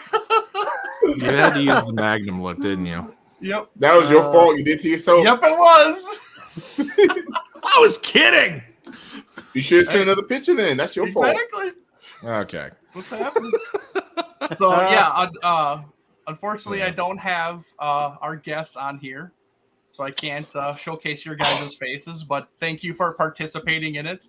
I did get your requests, and they are in here. So yeah, without further ado, let's get Alex in there before we start. Hey, sorry guys. My phone like overheated and it would not let me open it back up, so I had to throw it in the freezer on some ice. Oh, well, you should see use if I the can- absolute wow. zero cannon on your Kiryu to pull it off. I mean, Yeah, I know, touche. If only. I don't know what I missed, and sorry, it just kind of cut me off in the middle. No, don't You're pause. fine, man. No No worries. worries. you're I about don't to see know one of the if most fun anyone would- parts, though. Yeah, this What- is like what the best part. You said I'm back for the best part. Yep. Yeah. Okay. Before you start, was anyone trying to ask anything, or did I cut off in the middle of a sentence? Yeah, you were just You explaining. were talking about the Trendmaster, I think, the Ghidorah, Yeah. Mecha King Ghidorah, and why? Oh, the head. You're saying why there was so many Oh, with the head. Yeah. I was just thinking, like, it would be a different, like, version of Mecha King Ghidorah, and I really didn't like the idea of, we're just going to use the skull to make Mecha Godzilla, and I mean, it most likely won't happen, but I mean, it doesn't show what they're going to do with Mecha Godzilla's remains. It would be cool if, like, they use the skull. It'd be like a completely new version of like a Mecha King Ghidorah. Like, I would love to see that happen because along with Godzilla, Ghidorah, any form, and Biollante are like my top 3 favorites. So if we got an actual Mecha King Ghidorah, it'd be dope. But moving along. No worries. So like I said, I was just kind of introducing the next and last segment of the show is the OMG moments, and I was just thanking you guys, the special guests, for participating in it and sending your requests, and I did get them in the sideshow. So I'm not going to tell you anybody what they are. You just kind of figure them out, and yeah, just basically just little clips of our favorite moments that had to do with Japanese Defense Force in the Godzilla series, Kaiju series, whatever you want to call it. So, oh my god! But yeah, without further what's in ado, there. let's go.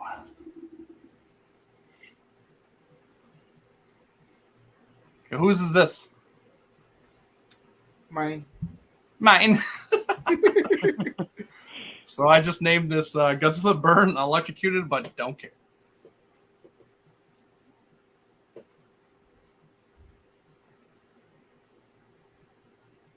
Does it have audio to it, or is it not supposed to? I can't. We're not trying to get copyrights. Oh, we right. Would, we would lose. Yeah. Like popsicle. Oh, that's a great guys title like for that. popsicles? Yes, you did, Adam. You joined at That the is a perfect time. great timing. Perfect timing. So yeah, whose is this? This is mine. Okay, this is Aaron's. I got lots of popsicles. The ice cream truck of doom. Because of the popsicles. I'll stop.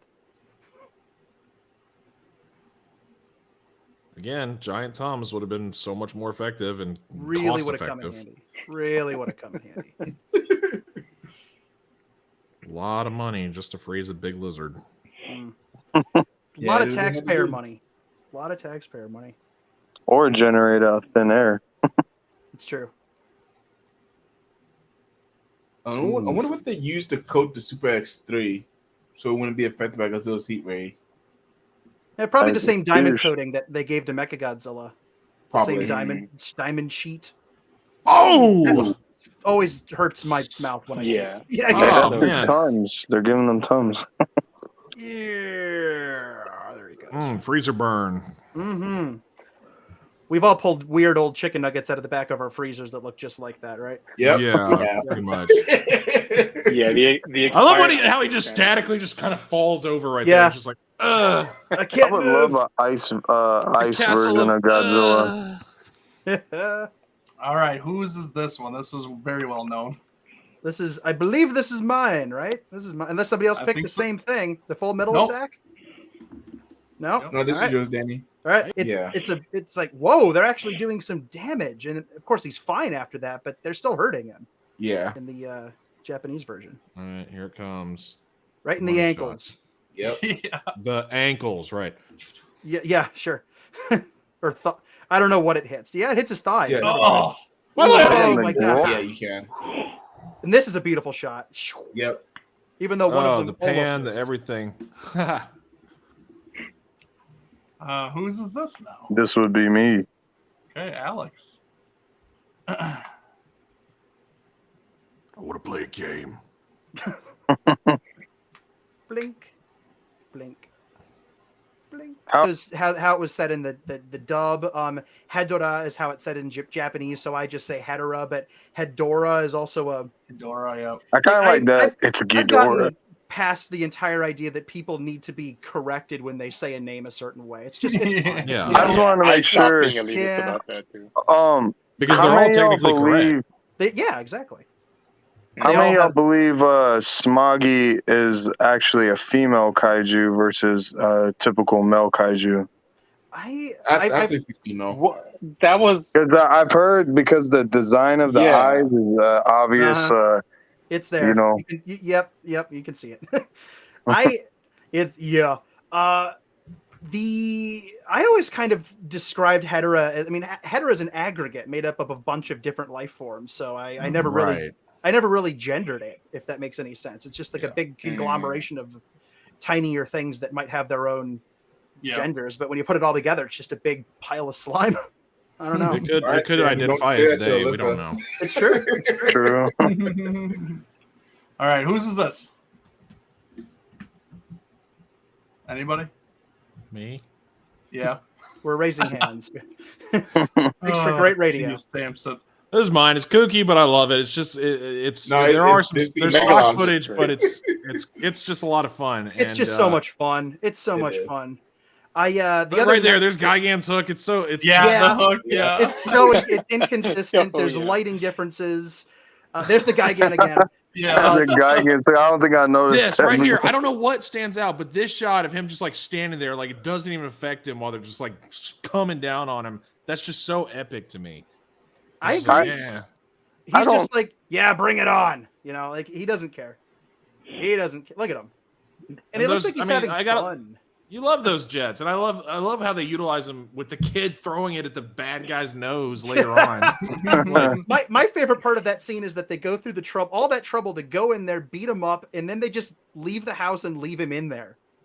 After they just leave him, and then of course he leaves on his own and gets hit by the rock. But Right, in the- but only in the Japanese version. yeah, I the remember in American VHS version, tape. he's just gone because they edited that part out. Oh, the classic. Yeah, because it was too much, too brutal. They also edited out like the entire fight scene between the bachelor guy, the racer, and him. Yeah. But anyway, that's Yeah, it's another concept for another time, but it's very true. I think it's a bit conflicting. Like when you always see in these movies, like it's like you don't want to just sit there and not do anything, but then it's like if you've been testing through the movie and when there's actually like continuity with the movies, if you know like these military weapons don't work, it's like why even waste the resources and lives and money of keep going like with all those jets keep coming at Megalon and it's obviously doing no damage. It's like kind of like, hey, we gotta try some, but at the same time it's like, do you just keep hitting your head on the brick wall thinking you're gonna break through? Because if that scene weren't in the movie, it wouldn't have been feature length. Yeah. Yeah. got to think about it like that. They got to pad it out, man. Yeah. They got to pad out the film, get people into the theaters, especially back then. In that I'm gonna go watch the MST3K version of that after this. Yes. Yes. All right. This is mine. This is my favorite scene. Kind of with Gyra and the Maser tanks. I mean, I love the Maser tank, so immediately No, I awesome. thought of this and I was like, yes, this is go with it. So Handcrafted films in the truest sense, and this is Yeah. such a beautiful example of that. Yeah. Everything you're seeing was done by hand, whether it be hand drawn or, hand exploded. Yeah. I still didn't watch this movie. This is a I'm video, still man. slacking. I'm very Godzilla based, but I do Oh, me want to too, support all the the way. other Toho films, and I still haven't gotten to Gamma Ray yet. He's next on the list. Ooh, you need to I'm also a Gamma-less myself. immediately. That's All on right. Amazon Oh. Prime right now. Go watch that. Dang, I was wrong. I thought that War of the Gargantuans was on HBO Max. It doesn't seem to be. it is. No? Well, yeah, it is. It is.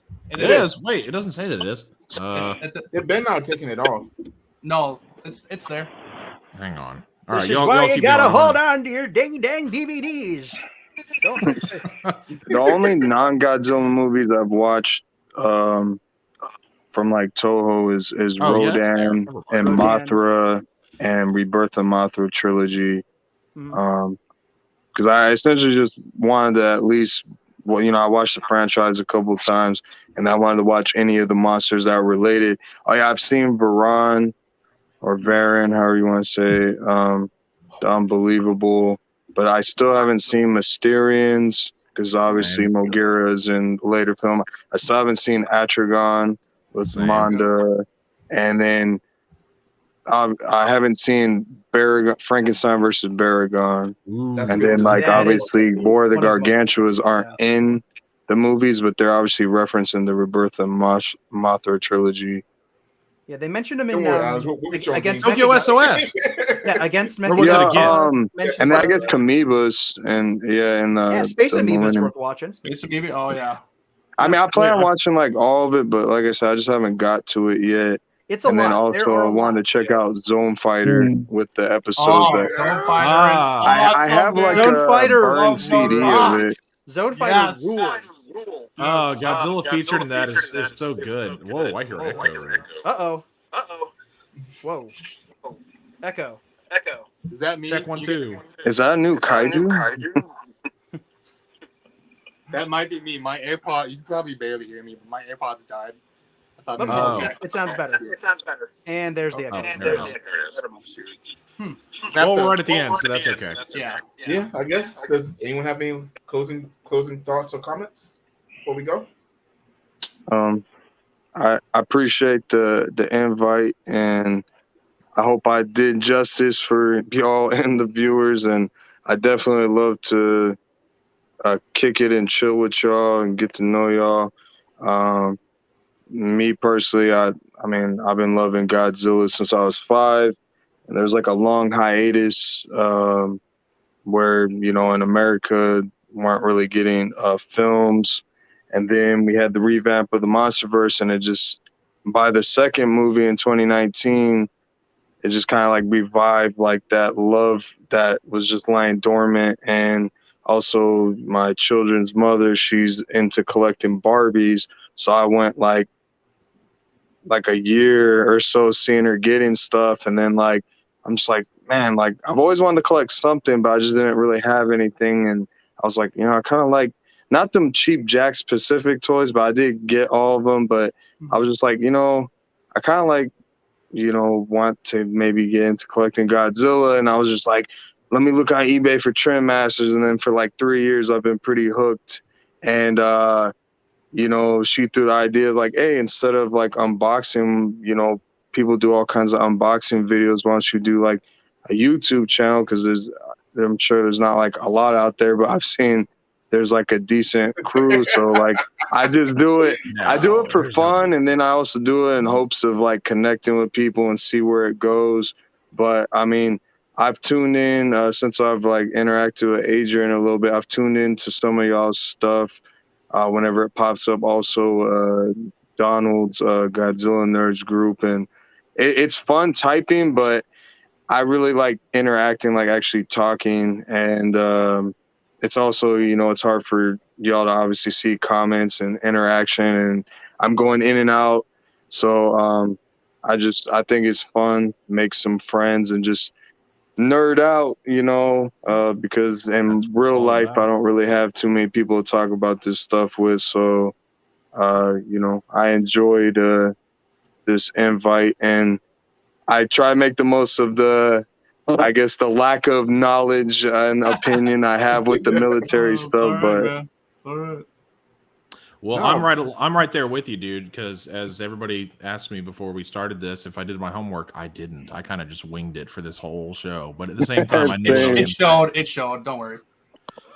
Oh, thank God. I'm just kidding.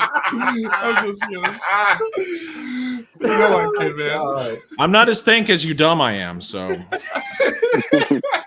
I can't. Oh my God. But yeah, thank you for coming on, Alex. We appreciate having you. Really. Glad we Yeah. finally got you up here too. I know you've been asking for a minute. appreciate It was great. I mean, it was a lot of fun. We all had different varying opinions, and it made me have a greater appreciation for certain movies that I was always kind of like, meh, about, like Godzilla against Mechagodzilla. It's one of those that I don't really ever go back to. But now we're just talking about it so much. I want to go watch it again.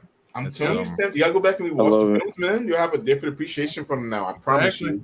Yep. I already have a great appreciation for Akane, so I need to go back and watch it anyway. I personally like a girl from Shin Godzilla. I don't know what her name is. Aaron's like, Yes. Goodness. Yes. No dissenting opinions on that one, I see. And that kind of echoes something that crosses my mind. Oh, the echo was Aaron. Oh, sorry. Yeah, Aaron. No, I'm kidding. The fact that we all spend a lot of time, you know, talking about these movies, thinking about them, producing content surrounding them. I mean, what I do is I write about them extensively. That's kind of my, contribution to this entire world, to the content creation within the fandom. As I write about them, I think about these things a lot, you know, and I get the chance, the amazing opportunity to come on to great shows like this and just nerd out about this stuff. And at the end of the day, sometimes I have to stop myself and think, when's the last time I actually sat and watched one of them?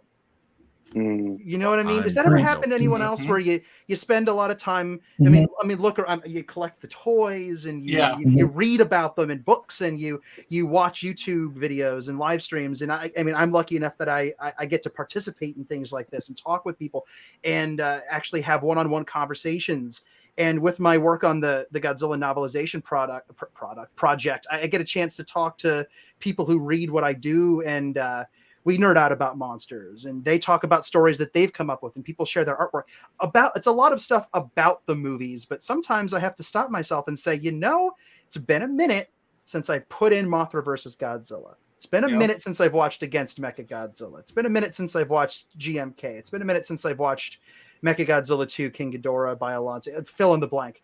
And it's important to remember that those, there are movies that we love very much at the center of all of this. And sometimes I know, I can only speak for myself here, but sometimes I do get so caught up in the fact that I now have, because growing up, I didn't have anybody to talk about this stuff with. I think that's a pretty common thing for a lot of people. It's a fairly isolating fandom to be a part of in the beginning, and especially when I was a kid before all the interconnectivity of the interwebs. This kind of stuff just wasn't part of my sphere. The first conversation I ever had with a Godzilla fan face to face was when I was 17 years old at G-Fest. That's it. Before that, it was nothing. Let's see. I was 2011 was my first G-Fest. So mine was 2010. I was 20 years old. That was when I first talked to anybody in the Godzilla universe about anything. Wow. I mean, I got people that can appreciate it. I have people around here that can see it and appreciate it. They come in my room for the first time. That's always my favorite thing, when they come in and be like, oh. Okay. So this is how you want to live your life, I see. And that's always my favorite thing. Just a non-fan coming in and seeing it for the first time. This is sure different. One of my favorite ones, my best friend's dad came in here and was like, my suggestion is just don't ever take mushrooms and then look at your collection. You're going to see some wild stuff. Don't eat the Matongo, man. Yeah, I was like, I'm fine. I won't.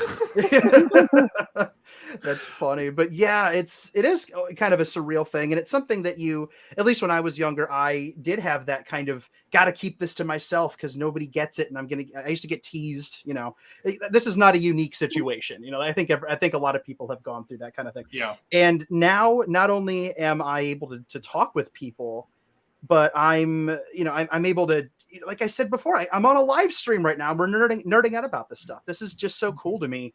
And there are films in there that are, at the root of it are the films. So I always sometimes have to take a step back and remind myself, it's not just about the toys. It's not just about talking about it, reading about it, writing about it, doing what I do, where I research the films heavily and write about them academically. And also as part of the novelization project, my jam is converting the books into novel versions. I'm adapting them into books. And that brings its own unique set of challenges and all of that stuff. But at the end of the day, sometimes you just kind of got to descend to beneath that thick level of good, fun stuff. But down in there, sometimes you just got to throw in a Godzilla movie, sit back and watch it and enjoy it. And when we were watching Megalon, that kicked in a memory. And I say memory like it was a long time ago. It was literally last week. The way last Thursday. I remember it like it was only 6.5 days ago. I happened to very recently come across an older TV, probably a 15, 20-year-old TV with a working VCR, which I've been trying to find forever. And I was trying to make sure because I whenever I find VCRs, I always have to test them with a tape to make sure it doesn't eat it. And I threw in a sacrificial tape and it didn't eat it, and it rewound and fast forwarded just fine. And I popped it out and I said, you know what I'm going to do? I'm going to watch Godzilla versus Megalon on the grossest, most grainy public domain tape I have, because that's how I first watched it. And my internal image of that film will always be pan and scan, grainy as all get out, gross. The characters are talking off screen, scenes are edited out, lame Yeah. copy of a copy of a copy of a copy. It's public domain, except it's not really public domain copy of that film. And I sat and watched it, and I was 6 years old again. And that is something I encourage everyone to do in whatever way God. like, it's just special to do that. Just sit down and like as close as you can get to that original feeling of watching it. It's rejuvenating. It's it's kind of, you know, it's kind of stepping back from, again, all the great stuff, all the writing, all the researching, all the conversations, and the internet, and all that wonderful stuff. But sometimes you just got to put it in and watch it. And I don't remember why I brought this up. It doesn't matter. We're having a good time. Has this show even been on topic once? I don't think it has. I don't think so. Everything is No. related. No. But yeah, that's my 2 cents. That's my favorite. The VHS tapes are amazing. I still have my exact same copy from when I was a kid of Godzilla versus the Sea Monster. Mhm. And little me, of course, didn't know how to control the VCR. Instead of hitting stop as the film ended, I hit record. So right as Mothra is flying to the island, the happy ending, all of a sudden it cuts to some kid from it's like 5 seconds of America's Funniest Home Videos from the 90s on, and it's some kid crying about something. I think he got scared by a fart. I forget. I have to, if I can find a VHS player, I need to pop it in and see the exact portion of whatever, but I hit record instead, and so I still have that same VHS tape from when I was 5 years old. Keep it. Don't, you know, that's a treasure. That's a treasure. It's unique. It's a one of a kind with America's Funniest Home Videos on it now.